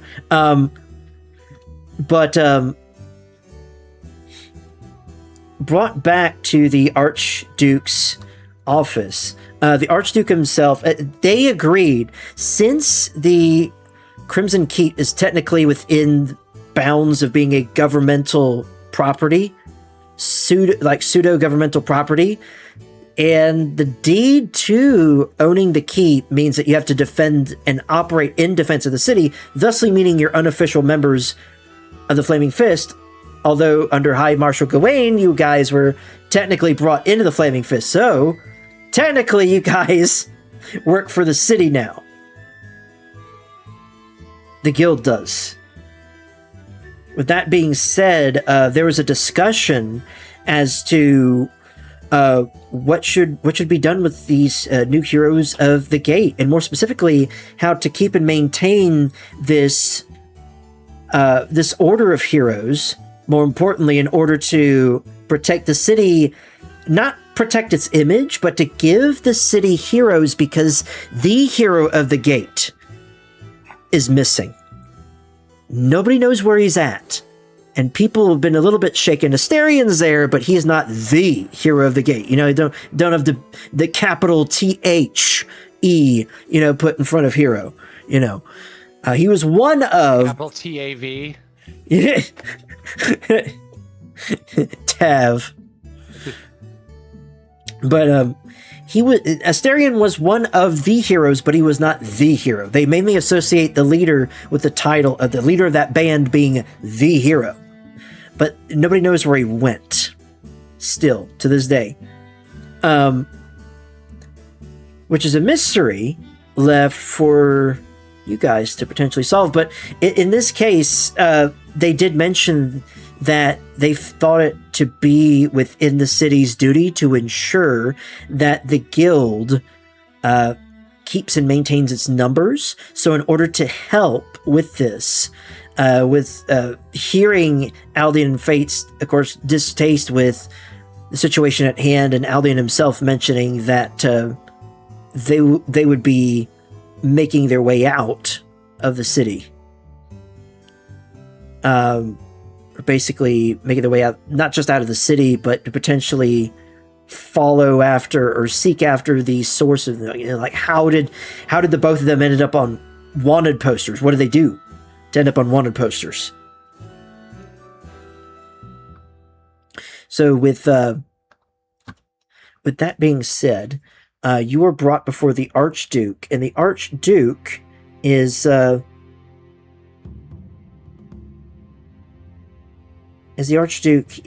you all brought up here. And even Zyga, you guys are just looking at each other. You recognize each other, and then you have this random, just like shining, radiant guy just walking up right next to these immaculate white and gold robes, just walking beside you all. As the High Marshal was one of the people that invited Zygon up here, not only for healing him but healing his men. So being brought up here before the Archduke, he begins and says, I hope that you don't mind us when we say that it is important to keep protection over this city and to keep a protective air over this city, which is what you all in the Merciful Misfits provide. We here, the city of Baldur's Gate, wish to ensure that we keep and maintain heroes, to more importantly tell those who wish to fell the city, just as Shar attempted to, that the city is well protected. And though we are still discussing the means of relaying to the public as to what all these events mean and what all transpired, what is certain is this: Baldur's Gate is in need of heroes. Baldur's Gate is in need of, for sure, order and protection. The Flaming Fist can only provide so much with their regular army.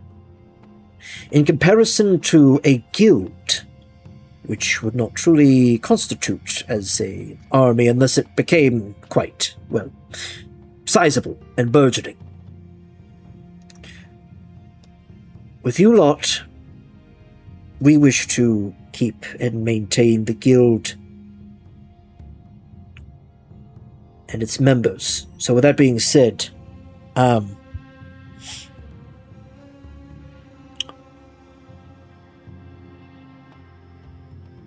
we are wishing to incorporate more people into the guild.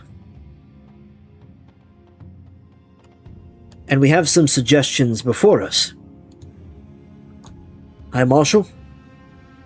As the High Marshal stands up from his seat and walks forward, he steps up and says, Private Bulk of the Flaming Fist. I'm sorry, I just heard a random Maria. Maria in the background is definitely a funny addition. I'd like to imagine that that's just the voice in your head that occasionally breaks out. We can occasionally hear it. What's going on there? Is that never mind. Have a woman who occasionally yells inside your head, and then everyone can hear it. I hear it. Bulk has Cortana. No, he's like Randy Orton, except it's just one voice. No, it's just one voice. In my head, they come to me. They understand. They talk to me. Don't you hear them? No, actually, you're one of them. Oh. As he walks forward, he says, Private Bulk, you serve this city well. Protected Corporal Caspian during such tough times, even though you did use him as a weapon. Interesting. I would like to nominate Bulk here to become a member of the guild known as the Merciful Misfits, serving outside the city in the castle fortress known as the Crimson Keep.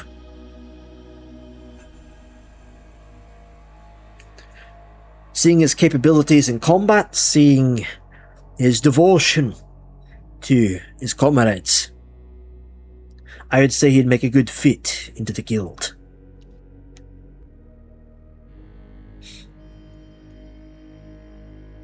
What say you two?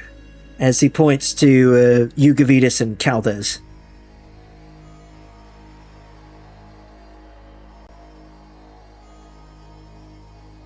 Can you repeat that very, very last part it cut out for me? He's asking what you two would think of adding Bulk to the guild, and more importantly, the city stepping in and basically keeping a company of heroes to try and not only defend the city, but to represent the city in a time when its central hero has gone missing.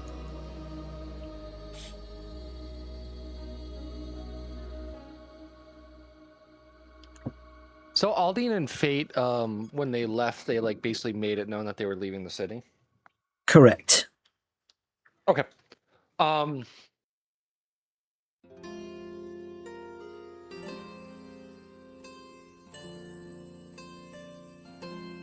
Vetus is going to look at Caldes. He's going to look at everyone around because I'm sorry, is Valus also here now? Not yet. But Not yet? Okay. I have an idea. Sure. We're leading up Not to here it. yet, no. Valis? Yeah. He looks over at Bulk and Zygon was brought up as well. Yes. Bulk is playing with his pet mouse named Maul. Yes. Mm-hmm.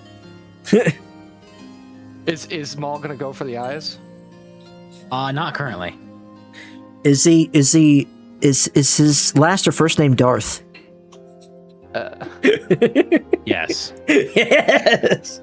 Did you play Baldur's Gate, the original too? No. There is a character who has a pet mouse.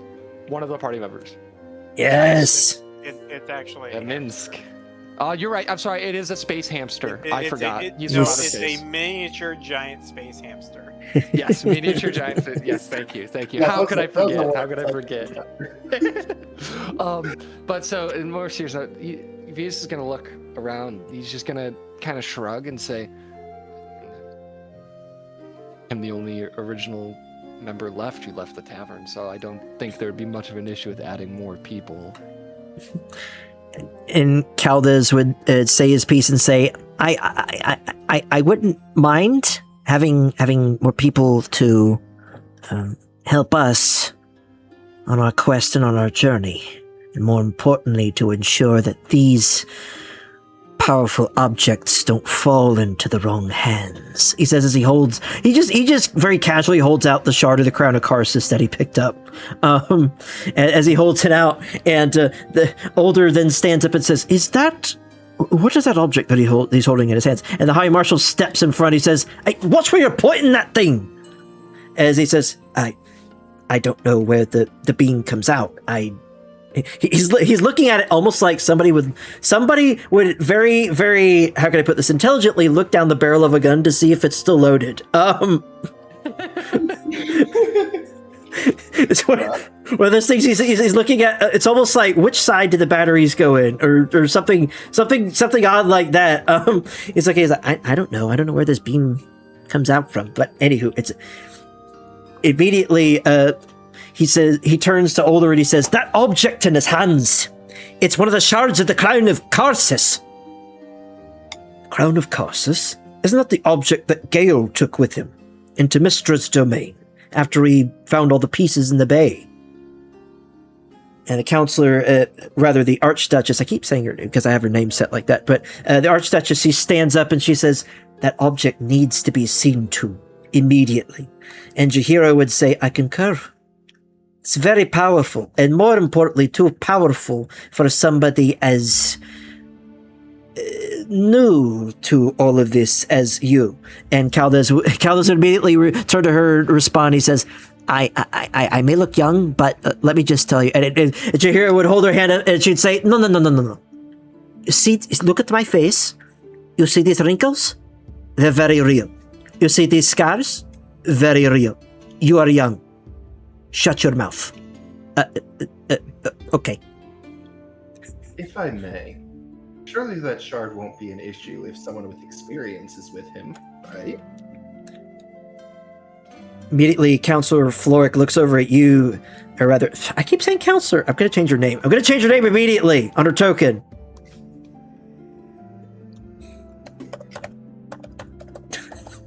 I'm going to change it right now. There. Save. Okay. And she looks over at you, she says, that gentleman makes a good point. Who is he? And the High Marshal would say, that man right there is the one who healed me when I was ambushed outside. Those, outside of High Hall. Those incinerators that came into the room immediately after the portal to the Shadowfell had closed. A few of them turned out to be Sharons. But this man right here was brought over to us by some stroke of luck. And Older Ravengard would say, I wouldn't say a stroke of luck. I would toss that out immediately. Luck is something that's circumstantial. Something to try and explain away what is pretty obvious here. And he does kind of like look over at you, Zygon. He's just like, he does have a little bit of a glow about him. As the High Marshal says, this man is, his name is Zegan, right? Zygon. Okay. I brought him here not only to tell you that he had healed me and my men, but that he is an experienced healer. That not only could he seek to serve the city, but he could potentially seek to serve the guild. Potentially. I think it'd be a good use for such skills, eh? I do concur. At the same time, what does worry me is that object. Why did Shar have a shard of the Crown of Karsus, something that was supposed to be kept in Mistra's plane of existence? Unless somebody can explain to me how that got here. And Callus would speak up. I know. Listen, it was, you see, when we were sent to help out at Corridale, we encountered Gale. Gale was out there trying to find the shards because somebody broke into Mistra's plane and attempted to... Jahira immediately opens up. She says, hold on a second. Broke into a goddess's plane of existence? How is it even physically possible? And Caldez would then go... Well, you see how Gale explained it, and the High Marshal would just wave his hands. He's just like, well, forget about that. The sheer fact that you have a borderline super weapon in your hands.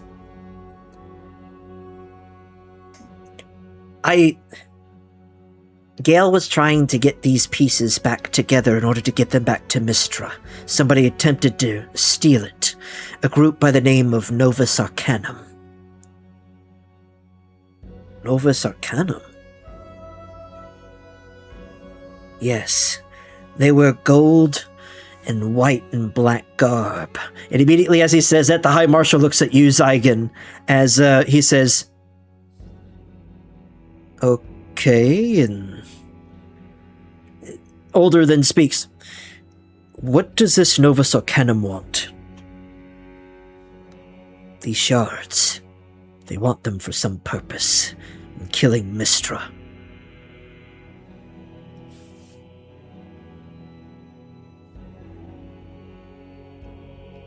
The room kind of falls silent for a moment as the High Marshal himself, not even much of a religious man himself, would even whistle and go, it's a pretty tall order. So, they not only can power an Elder Brain, they could also kill Mistra. I don't understand. They'd want to do such. Nonetheless, as the Archduchess stands up, we need to find somebody who could properly understand what we're even holding here in this room. What we need on hand is help, if you will. And I think I do know somebody that operates within the confines here of...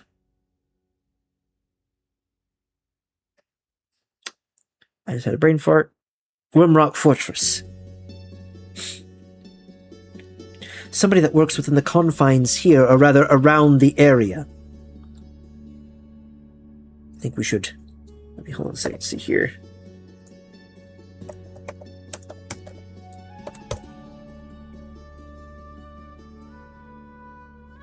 As she suggests so, older Ravengard would then ask, who exactly would you suggest? And immediately the Archduchess looks back and says, I think I know somebody that can help us. Goes by the name of Valus Flynn. He's an archaeologist and is part of an archaeological society here within Baldur's Gate. Where did you say that he was located? The High Marshal adds his own piece in as she says, I believe he should be just downstairs. Part of the communications division, specifically. Some new objects that we had found, or rather, an expedition that was sent out from Candlekeep. He had arrived here not too long ago and actually got lost from the group. So now he's here at Wormrock Fortress until we can establish where this expedition from Candlekeep had gone. Immediately, the High Marshal then turns to one of his incinerators and says, but before he points at the incinerator, turns back to the Archduchess and says, where is he located inside the fortress? And the Archduchess would say, he's downstairs in the information room, specifically, relaying some information to our scouts as to where they were heading, or at least their bearings. High Marshal then turns to the incinerator and says, you, I want you to go downstairs, information room. What does he look like? And Varlas Flynn, can you just give a description as to what the Archduchess would be referring to and what he would look like? Yes, I can. Varlas Flynn, I have a image of him in my things here. Where's he at? There he is. I have a picture of him. I believe I sent you his portrait, but I can describe it. He is a half elf. He has sort of dark skin. He's got sort What of tone? gray. And he has a scar on over one eye. It's a bit of an older scar, but it's still fairly visible. He has I guess you would call it an undercut, like a long undercut. Sort of very rakish, a very rakish hairstyle. one might say. And he also has purple, like very distinct purple eyes, and he also has two golden earrings on the top of one of his ears. He is typically in quite fine dress, typically a very like a navy sort of doublet with a white undershirt under it, and he also has some fancy white pants and some black boots with some gold, like a gold medallion or a gold I guess you could call it a medallion on the side. a golden medallion on the side of his boots. He also wears some brown gloves with a very distinctive ring on it, and he also wears a bit of an odd coat. It's sort of like a denim color, but with like a sort of dirty yellow trim on it. He is a very distinct individual.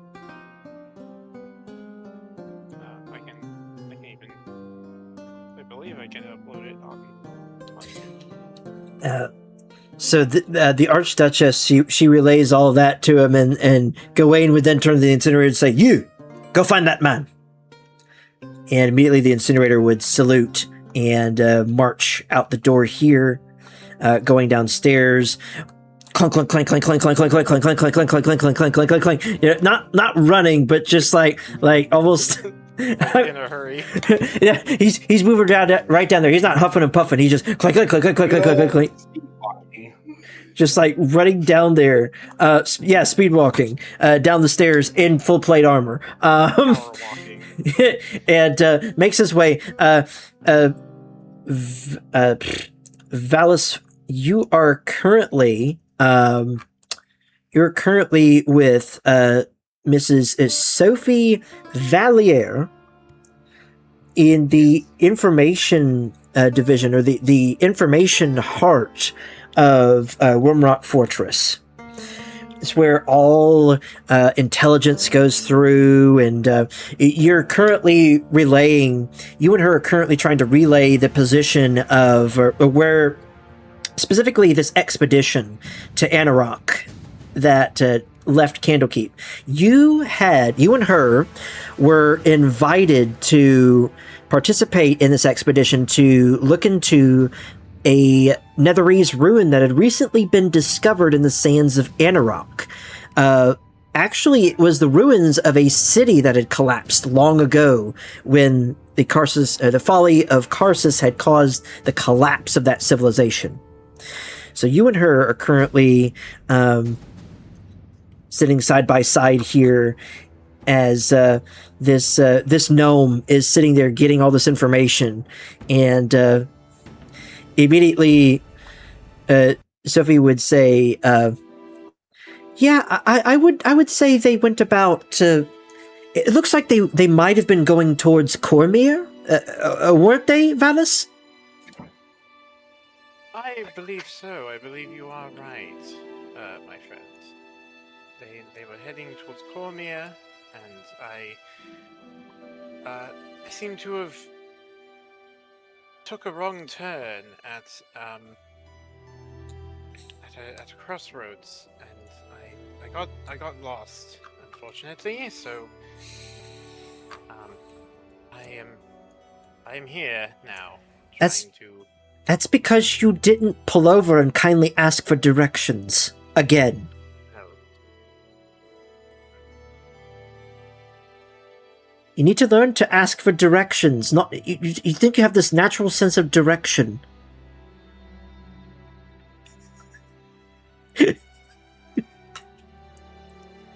Oh, that is true. I won't lie. I do have a bit of a stubbornness when it comes to asking for things. And no man is an island. You should recognize that. She says she kind of just like kind of has this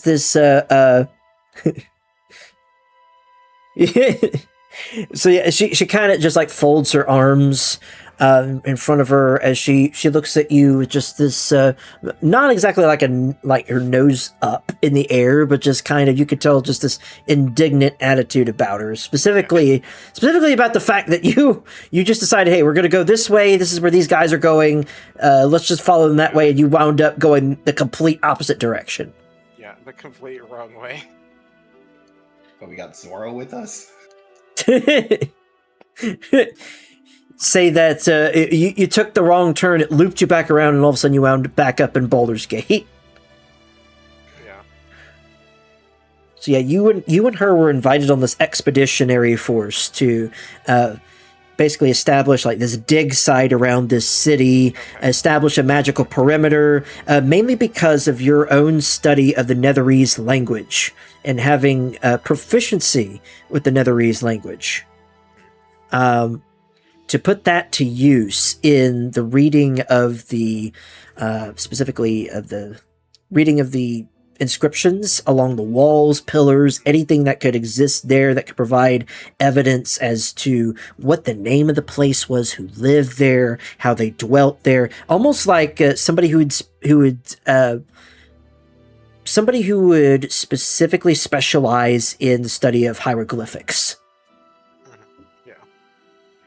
So that has been like one of your things, like the study of the Netherese. It's this powerful ancient human civilization that caught a little bit of a grasp of your attention in due part because it's one of those things, one of those fascinating things where it's like, you know, they were there, they existed, we know that they existed. It's just the question of, you know, not just simply, you know, how did they disappear, because Karsus's folly is known by many across the realm. Many history books record of the collapse of the Netherese Empire. What was most interesting is the magical potency of the civilization itself. The objects that they held, the power that they wielded. I mean, think about it. Magical power that could hold entire cities the size of Baldur's Gate, water deep, in the air, suspended above the clouds. Oh, okay. Interesting. Yes. So they had like sky islands, basically. Basically. Okay. It's a very, very interesting civilization. And as you're relaying this to this gnome who's just like scribbling away with this fountain-like pen on the end of like a feather quill, he goes, yeah, okay, yep. Okay, so you went, basically, you didn't ask for directions. You went the wrong way. Now you're here. You said that the expedition is going to Anarok? Yes, Anarok.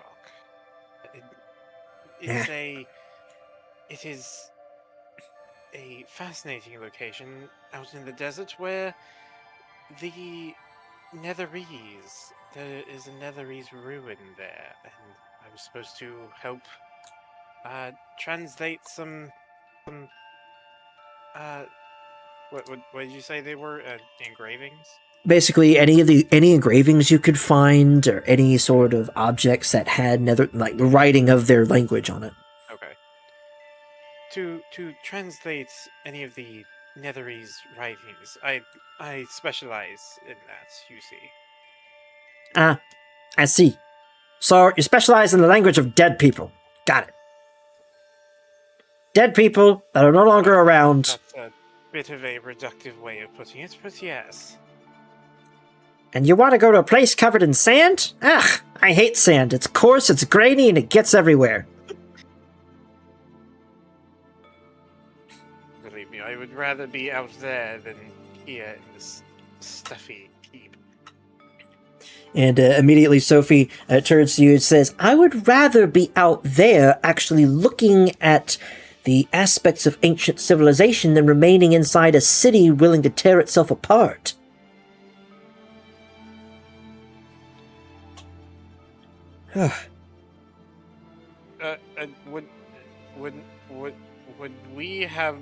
Would Sophie or Valis have any knowledge of what's been going on? Yes.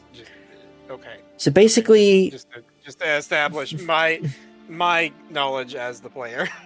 So basically, you guys would have arrived the same time that the party was ambushed at the Gond Gate, which was days before this. Okay. So you would have arrived before then. There were riots all around the city. So when you guys made the wrong turn, turned back to Baldur's Gate, you returned and we basically came to Minneapolis. So basically, you pull back into Baldur's Gate, and everything's burning down. There's all sorts of trouble going on all around the city. It's just like, wait, what happened? You know, We look at each other and we're like, what the heck is going on? you had made your way down to Candlekeep to meet up with the rest of the expedition just a day earlier, and of course the expedition got split up in due part because of the presence of the remnants of Red Jaw's warband splitting up, attacking people on the road. It caused basically your caravan was told to split up into several pieces so you wouldn't all be caught at once. So you took one turn the wrong way, and you somehow wound up going back home to Baldur's Gate. We somehow wound up. We took a wrong turn in Albuquerque. Yep. You took They say two left. They say two wrongs don't make a right, but three rights make a left. basically. So now you're back here in the city of Baldur's Gate. This gnome, as he's writing down this information, he says, all right. Okay, and let's see. You said the leader of this expedition was Salad Bin? And immediately Sophie speaks up and she says, no, not Salad Bin, Saladin. Saladin, the Sembian psionic sage, as he's referred to as. That's a long title. Yes, it's quite a mouthful. Salad in. Quite a mouthful for the common man to say. What was that voice? Did you guys just hear that voice? Salad in. The semi-ironic mage. And immediately the gnome is like, okay, salad in. And immediately Sophie says, no, Saladin. Yeah, salad in. Two separate words. One word. Oh. Okay. Well, I can't erase that, so I'm just gonna have to. He dabbles a little bit into the inkwell, just like marks that out. He says, "Okay, salad in." And immediately a boom, boom, boom, boom, boom happens at the door just outside of the room that you're in, and Gnome then turns and say, "Who is it?" And immediately the voice from the other side would say, "Staff Sergeant Dornan from the Incinerator Corps." Oh, right, please, step inside. Immediately, as the incinerator opens the door, steps inside, the gnome pushes his seat back, stands up, and of course that he slips down to where you can only see the top of his forehead as he salutes. Like, you could just barely see the top of his head over the desk, because he was sitting on like a pile of books to basically like be seen in his chair. Oh, yeah. And He's sitting on several phone books. yeah, he actually slides. Yellow pages. He slides out of his chair. He salutes, and immediately the incinerator salutes back as he says, "Excuse me, are you Valus Flynn?" It depends who's asking. I literally just said my name. Never mind. Why don't I need you to come upstairs with me? Just you. Well, all right then. The High Marshal and the Archduke wish to see you. Oh, well, high places it seems. Yes, indeed. And he will turn to Sophie and will say, I'm sorry, my friend. Perhaps we could go to, what? I vaguely from my very vague readings on Baldur's Gate, what taverns are there here? So the taverns in the city of the Baldur's Gate, you have the Three Old Kegs, which is where Zygon was staying. You have the Daunted Drunkard, which is one that I added in. It is a custom one, where the party began their journey initially. You have the famous Elf Song Tavern on the eastern side of the city. You have, let me pull up the map again. Now with 100% less elf song. Yes. It's just a tavern now. The Yeah. ghost is gone. Tavern. No, it's called Elf Song because there used to be a ghost of an elf that sang there, and then you know you do the quest and the elf is gone, and you never change the name of the tavern. I mean, it's a legendary title. It's great. You might still hear her, guys. Come on, tourists. It's like Yeah, wait. you totally still have a ghost here. it's like wait, but this people said the ghost is gone. All of a sudden things get quiet and somebody is like, quick, do it again, do the thing. And immediately some guy in the background goes, woo. So something that bothers me is in Baldur's Gate 3, you can go there, and there is not a rendition of the elf song that plays when you go there. Huh. Like I looked it up. I'm like, man, I hope they did it so it's like a bard is playing it on like a lute, and it's the same melody that she sang in Dark Alliance. And no, they just have generic music. That made me sad. Missed opportunity, Larian. But you also you had the Blushing Mermaid and the Smiling Boar in. Okay.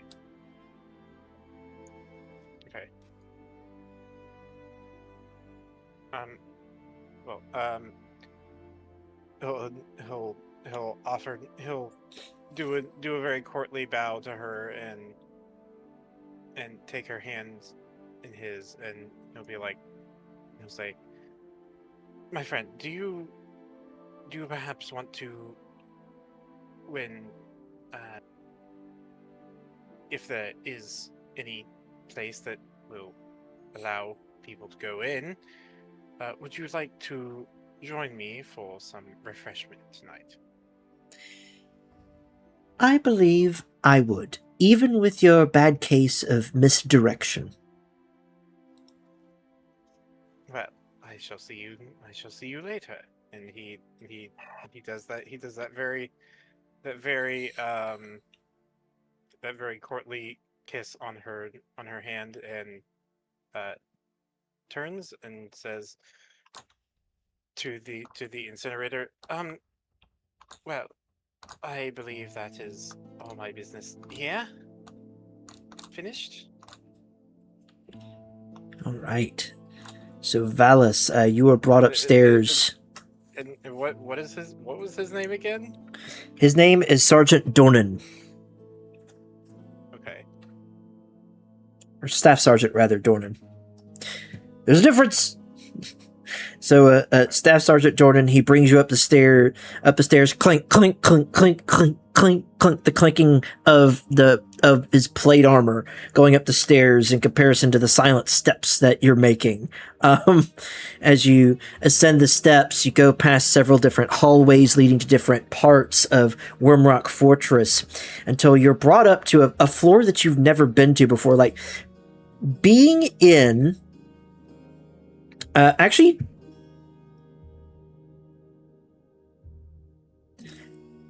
Before you had left the room... You know what? That's not... Valis, give me a charisma check. Okay. Yeah, sure. That's what I'm talking about. This is as you leave Sophie behind with such gentlemanly and respectful decorum. Kind of riz her up with that kiss. I would say being friends with her, you'd roll with advantage. Baller. I didn't know archaeologist was a charisma class. I'll be honest. With a Dang, 19, life sucks. A 19. with a 19, as you plant that kiss, as you were to turn and leave from the room, Sophie would go kind of just like clear her throat as she then turns to the gnome across the room and says, "So, you would like details about?" And then she, before you leave the room, she then turns to you and says, "I'll see you at the Daunted Drunkard." All right, I will see you there, my friend. And he does like that 2-finger salute to her. And she kind of just like rolls her eyes, That's but kind of mixed messages she over here, she Valis. she kind of just she with that. she I kind feel like that's a foul. I feel like that's a foul calling her friend after that. And She- then she- doing a two-finger salute. she kind of rolls her. Rose got the anime protagonist denseness. She's a noble, so So as I she mean, you're gonna meet a good friend of ours named Asterion, and you're gonna realize that doesn't matter. so Realize very quickly. you as you salute her, she doing all of these gestures and everything. Her knowing you for some time, she would just like she would roll her eyes and whatnot as you do so. But you notice that she has a slight smile about like a light smile about her face. So she's not she hasn't defined the gesture deplorable, but just humorous. Hey man, like, you made her laugh. Oh man, Eh?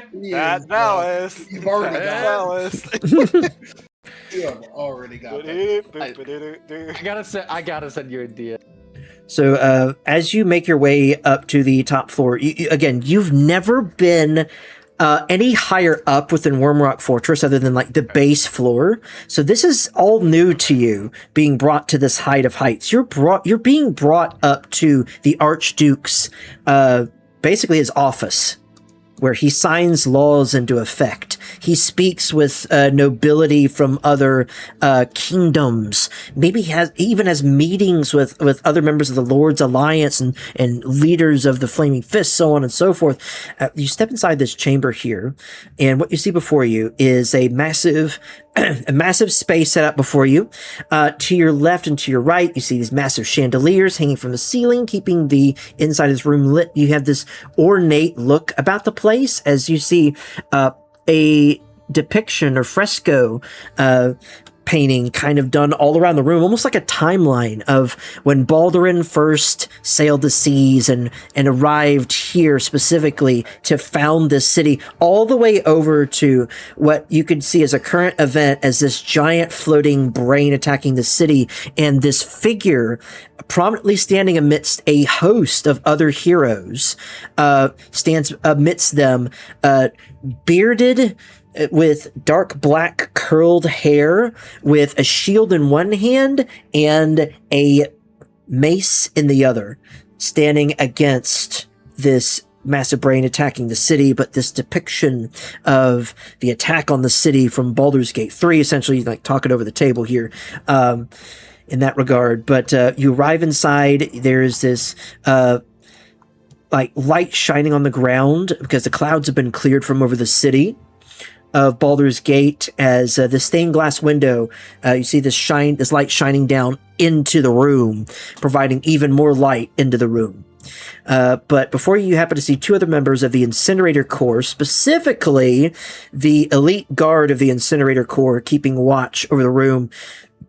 As you walk in with Sergeant Dornan, you also happen to see four figures standing before you, one of which is a somewhat gray-toned orc, or half-orc, standing to one side of the room with this polearm in one hand, and this dark but ornate looking buckler shield on his arm. You happen to see a tall, lanky, but somewhat astute looking elf in robes holding this jagged metal shard of an object that looks very perplexing. But from where you're standing, give me a perception check. Okay. I have expertise in that, so I'm not sure how that works. Oh, it just means that you have a higher roll, a higher addition to the roll whenever you do roll. Oh, okay.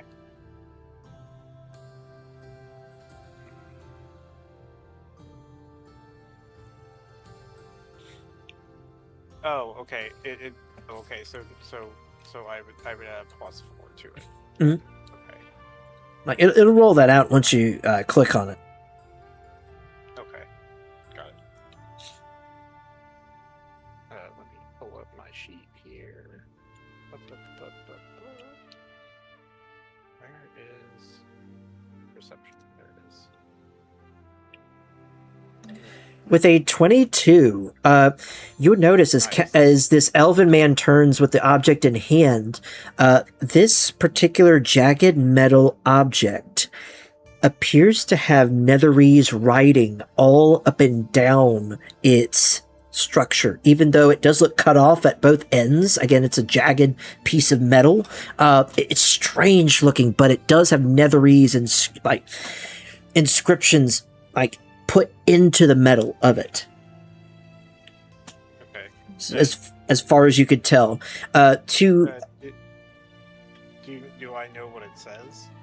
from the distance, no, you can't tell what it says, but you can recognize, even with the 22, you can recognize that it is netherese.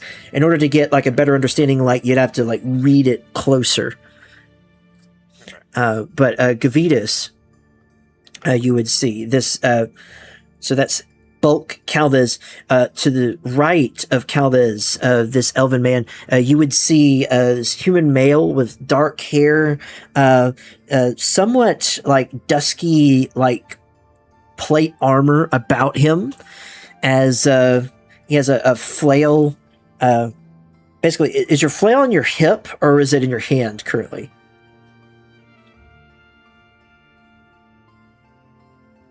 Gavitas? Oh, me? Oh, no, Yes. I don't have my flail in my hand because I had the whip before. But you handed it back. So the flail would be on my hip. Yep, and I handed that back to, I forgot her name. Thessala. But yes, I gave that back. So, gave it back to Tesla, and I just have, it's just at my hip. And you would see him kind of a pale complexion. So he looks back towards the door as the door opens. So everybody's kind of just like turning towards the door to see, who just walked inside here. And off to the right would be this tall, just almost like radiant kind of man standing to the right of Gavitas here. As just like white hair kind of just descending down to the sides of his head, and just like as he looks over at you, Valis, as you enter into the room, Sergeant Dornan would say, "Hi, Marshal. I have retrieved the archaeologist, Valis Flynn. Please, Sir Flynn, if you'll follow me inside." Yeah, we'll go ahead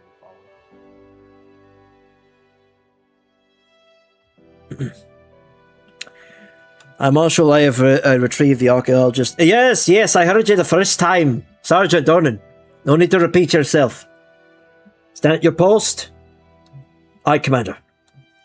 So he says he walks, marches back over here, stands where he's at, and kind of just like does an about face and just clink, just like standing in position off to the side here, as the High Marshal says, so all considering what you had mentioned, Caldes, about hunting for these shards of the Crown of Karsus, I think that we might have the person that we need in order to help with you along your journey. Somebody who specializes in ancient Netherese artifacts, if I remember correctly. Mr. Flynn? Yes, I that is my specialty. I was in fact supposed to be at Aranok, but my traveling companion and we got a little turned around, and we ended up back here. But yes, that is my specialty. I see. So, tell you what, Valis, while you're here in the city, and since you are I do remember you being checked in and coming up in our books that you're a citizen of the city, right? Yes, my father was a citizen of the city and married my mother. I see. So, I've been here all my life. being a long-term citizen, being a member of the city, there is a required oath that is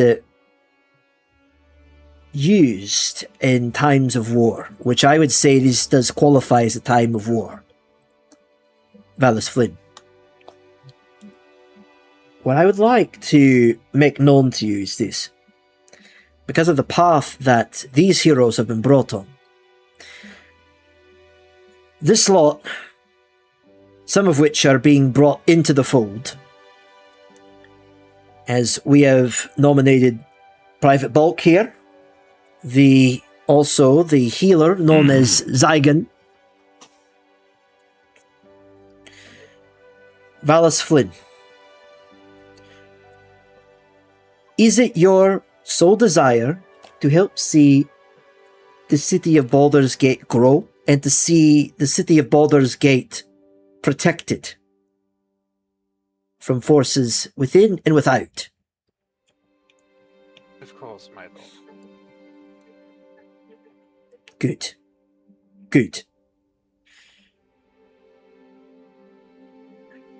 Because I'm nominating you to join the Merciful Misfits, this guild of heroes. They're going to be searching for an object, or specifically a shattered object by the name of the Crown of Karsus. It's a very powerful object that was used about a year ago, last wielded by an Elder Brain to try and take over not only the city, but to re-establish the Illithid Empire.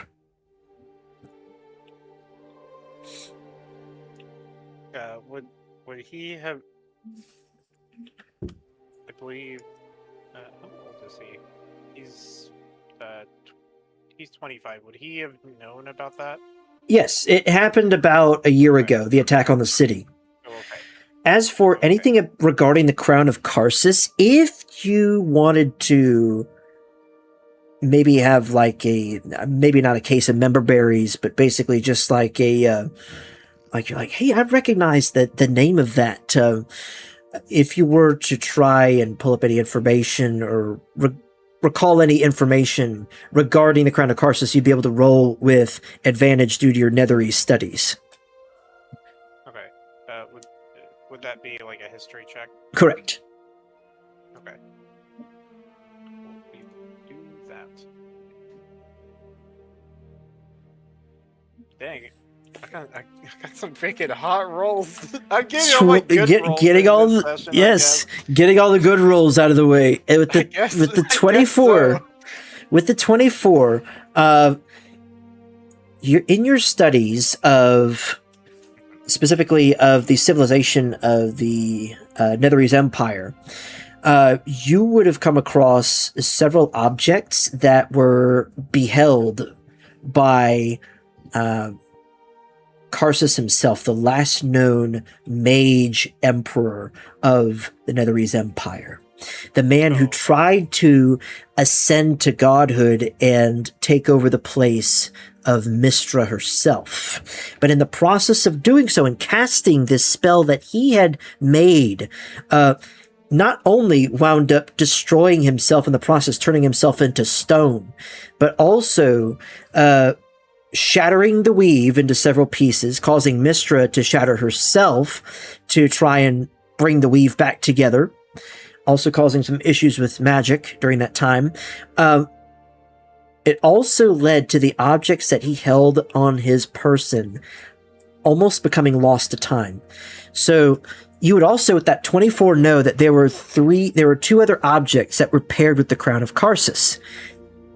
These two other objects, to put it simply, it's kind of like if you're thinking about like the 1960s Batman series, you know, it's like quick, Robin, we're surrounded by sharks.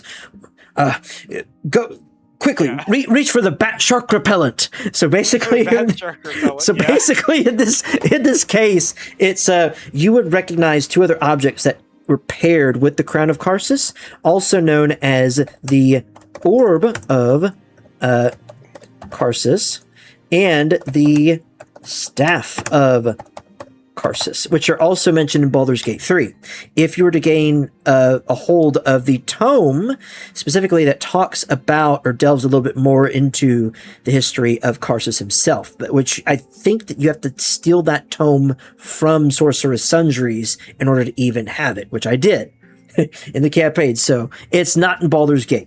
But that'd be like over the table knowledge. You wouldn't know that yourself, but you would know the Orb of Karsus and Staff of Karsus were also paired with the crown, and that when all put together, whoever wields such would be wielding enormous power in the palm of their hands. Okay, so he was a wizard who tried to use these objects to take the place of Mistra? Yes, he is a mage emperor, and it's a spell that he created. Okay. That caused the fall of the Netherese Empire. Just for my note taking here. Mhm.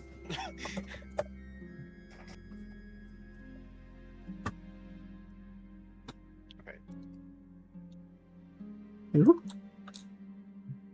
Oh my goodness, ginormous woman. Hold on a second. No. No. Giant woman has appeared.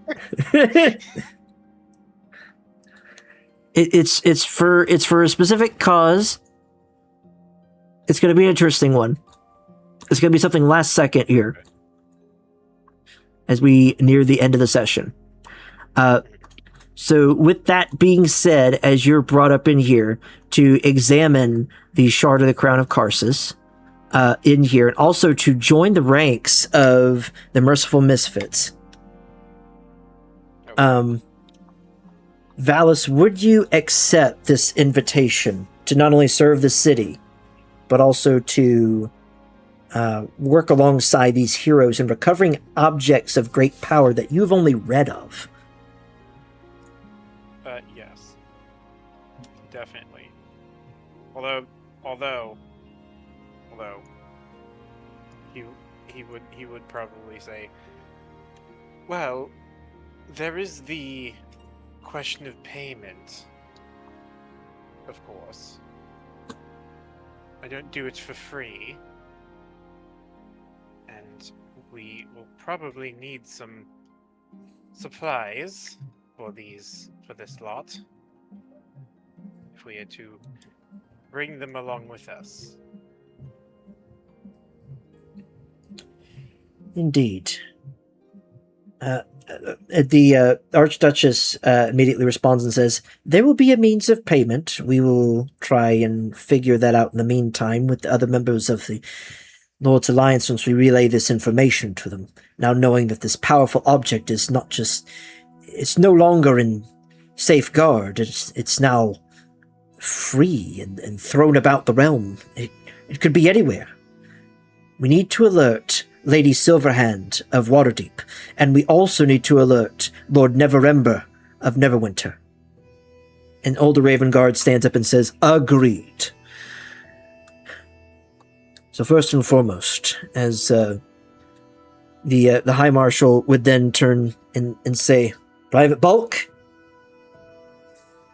Caldas, Gavidas, Zygon.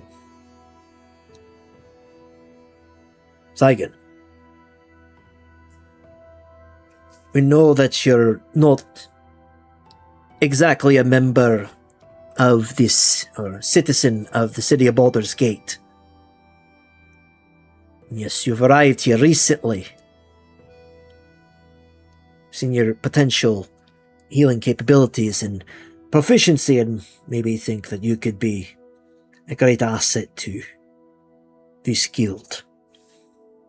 Do you believe you yourself could be a great asset not only to this guild, but also to the safety of the realm in and of itself? Of course.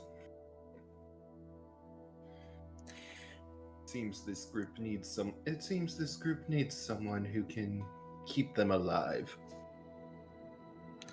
And Caldas would then look over at the rest of you guys and say, I don't need any help keeping me alive. Just make sure that you stay out of my way so I can get to casting. I'll especially need to keep an eye on that one. As he's kind of like petting the shard of the crown of Karsus, almost like my precious, over to the side over here. Not like full blown Gollum like, but he's just kind of like he unknowingly he's kind of just like petting the side of it as he then turns to you, Valus, and before he speaks, the High Marshal then says, "And Valus Flynn. You're all now members of the guild known as the Merciful Misfits. You'll need to write your names into the ledger at the Crimson Keep to properly identify yourselves with the keep in and of itself, but also to be added to our own tomes. You see, when you sign your names on the guild roster there in the Crimson Keep, it was immediately added to the list of guilds here within the city, or specifically the owners of the Crimson Keep, to help defend the city. So whenever the defense of the city would be necessary, you'd be called up upon by name, not just guild. But for all of you, you are now the Merciful Misfits, defenders of the realm, defenders of Baldur's Gate. For now, I would say the lot of you should probably go back to the Crimson Keep and get some rest. You're gonna need it. Pretty sure the Archduchess has a task in hand for you in the next week or so, maybe in the next couple of days, depending." The Archduchess says, "Agreed. I have something that comes to mind immediately, especially involving Lady Alfira, the ambassador to Elturel and Elturgard. You see, we're seeking to usher in Elturel and Elturgard into the Lord's Alliance. They've been wavering for years, but their descent to Avernus recently led to a mutual understanding. We need to look out for each other, and more importantly, we need to look out against the aggression of such kingdoms as the distant kingdom of Drakengard right now, who is warring against the nation of Am, who also seeks membership within the Lord's Alliance. But Lady Alfira needs an escort back to the city of Elturel, and with the defeat of Redjaw, it should make the roads quite safer, and with the redeployment of the Flaming Fist.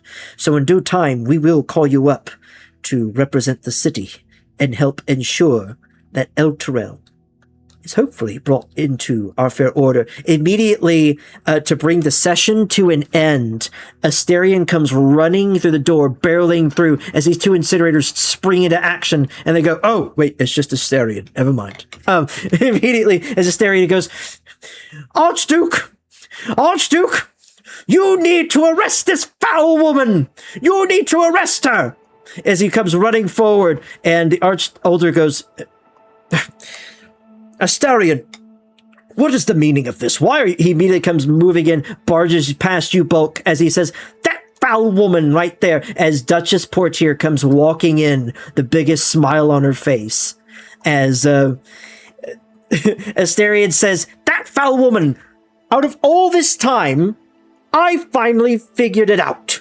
And she actually told me. The foul temptress." Older looks between the two and he says, "What is the meaning of this? You come barging in," and Asterion says, "I found out who the woman was that I met at the party that gave me the drink, the mixed drink."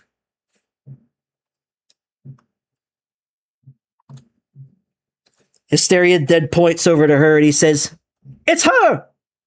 I know it's her! It's absolutely her!" And Older says, "But the testimony that you gave specifically stated that the person that you met was dark-haired, taller, paler complexion." As he begins to say this, Duchess Portier taps this ring on her finger, and as she does, her very form begins to change as dark hair cascades down the back of her head, this green dress now about her instead of her armor, and as Asterion stands there in shock, he says, "It was her this whole time! I told you it was her! It's her! And then Duchess Portier says, guilty as charged. But I don't regret a second of it. After all, Asterion, you are the father. And that's where we'll end the session today. What? Huh? Dun dun dun. Duke Spellthane does a backflip. You'll understand next session, or if we delve a little bit into the lore, next session.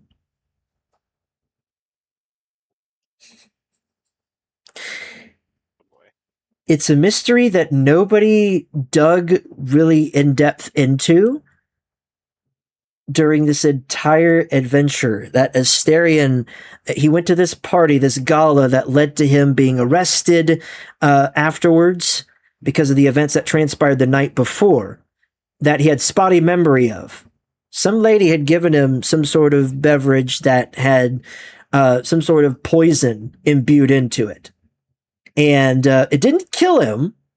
It just almost caused him to pass out entirely. But he doesn't remember much of the night. And questions will be answered next session, potentially, and maybe more questions poised. Well, I mean, I just figured it was a changeling. Yeah. Oh, but she taps this ring No. that she has on her finger. That's why I didn't care about finding out who the gave him the drink, because I just assumed that the changeling did all of that. I guess we'll find out next session. Yeah, we'll find out next session. So everybody has been brought into the fold here, into this session.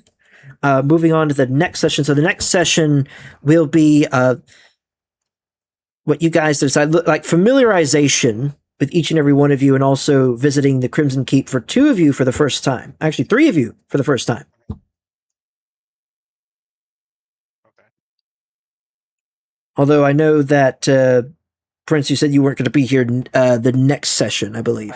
Yes, I will be in Canada on a Sorry, get well soon. right. Yeah, I know. My apologies to everyone who is Canadian, that you have my condolences.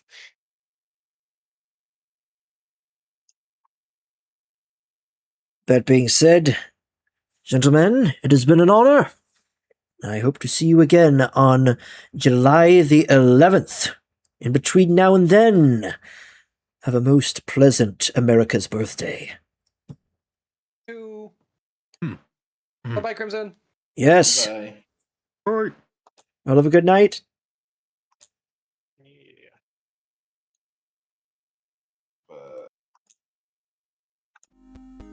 All right, cool. I have rated. I don't need to think anymore.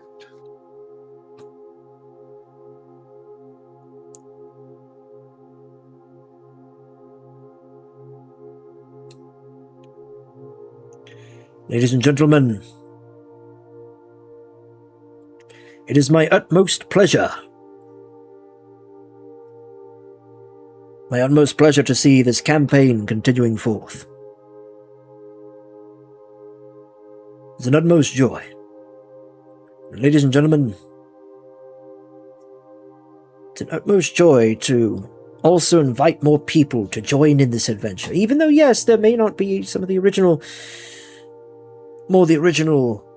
warriors that fought alongside us. Many come and go. But life goes on. Life goes on. There are definitely some times in our lives where, well, we have to take matters. Absolutely, Zendor. Thank you. Thank you very much. What was I saying? Oh, yes. Hard times come along. Sometimes there needs to be a shift in course or a change in course. Take me, for instance. I'm moving on to I'm changing my membership over to a different church. But there's a reason for everything. Truly is. For me, seeking out a different church is I don't want to be a casual Christian. I'm tired of being a casual Christian and a church that treats Christianity casually. I want to treat my faith like it means something greater than just a meeting and a get-together, because that is what the faith is all about. It's all about Christ. And Christ is of great importance. He's the Son of God. He is God. He died for the sins of the world, for yours and mine. And those sins. Hope the party has fun. Yes, I believe that we will have fun. I believe that we will. Trust me. We are a fun bunch. Things are going to get silly with Bulk and his mispronunciations, and Caldes and his Caldesness. I'm just going to put it that way. And then we have Gavitas and his dark sense of humor. It's going to be an interesting time together as you all role play your characters, and maybe even potentially add another member to the party, potentially. Like I was talking with Skymore last night on stream, which I think would be an interesting addition to the party. I'll have to talk to her more about that. Be interesting to have 6 people in the party again. And venture forth, but I will say this. Beyond level 3, moving on to level 4 and beyond, it's going to be far more arduous. The task ahead, the road ahead. But as I was saying, we should take our faith seriously, because Jesus is the Son of God. He is God. He died for our sins. And he died so that yours may be expunged. You see, there will come a day when we all have to stand before God, and there will be 2 judgments. There will be a judgment of the living and a judgment of the dead. One will be based on what we did with our lives in light of Christ. And the other, well, the other will be judgment based on the fact that God has revealed himself, and yet you rejected him.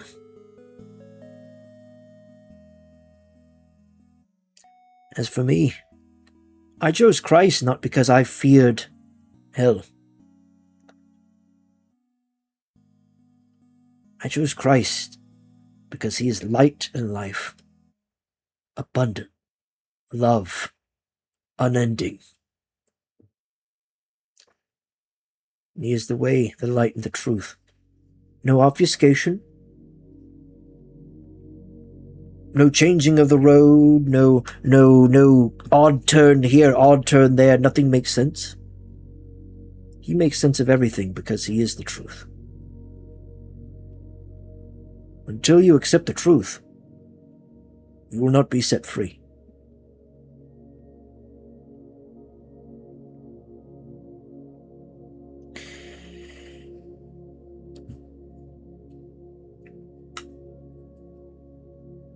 If at any point in time you've remotely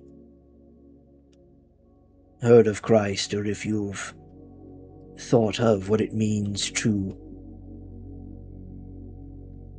be a Christian, not just a name or a title, not just a cultural stance, but the faith, I would encourage you to visit your local church and seek for yourself these answers.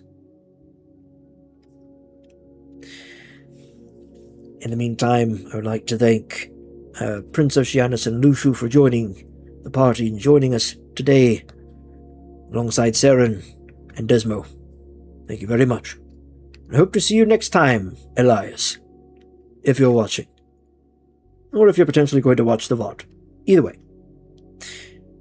I hope that you all have a good night. I'm going to be ordering some food. I'm hungry. I'm very, very hungry. I didn't really finish my protein bar, but that protein bar will not suffice for the hunger that is built up within me. I must feast. So I must order the Dom of Nose. Not the Pizza of Hut, but the Dom of Nose.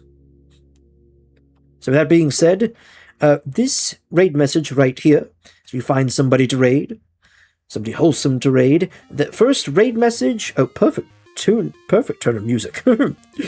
That first raid message is for those who are not subscribers. That is the OG raid message. So that right there is for you, ladies and gentlemen of the Crimson Keep, if there are any ladies that are following on here, are currently viewing. I know that there are ladies following. I'm sorry. Wait, I'm sorry. Foot and mouth. There are women following me. And that other message right there is for subscribers. Copy it into the rate. Hold on. I need to put on my helmet. I need to. That was a misroll. That was. I doth apologize. I do doth apologize.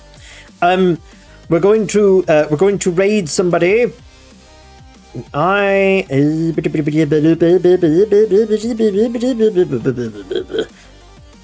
gonna find somebody to raid. Who are we gonna raid?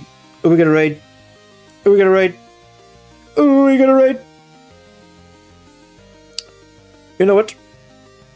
Let's go and raid the Handsome Fishman.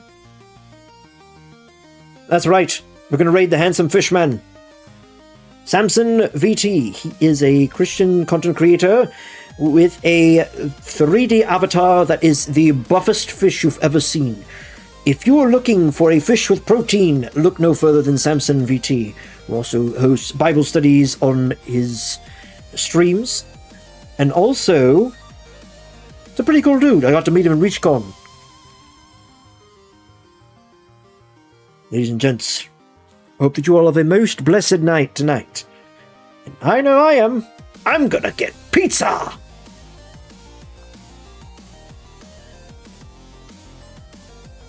Have a good night. I think I already said that. It's the time of the day. I'm gonna mute my microphone now. I've said too much.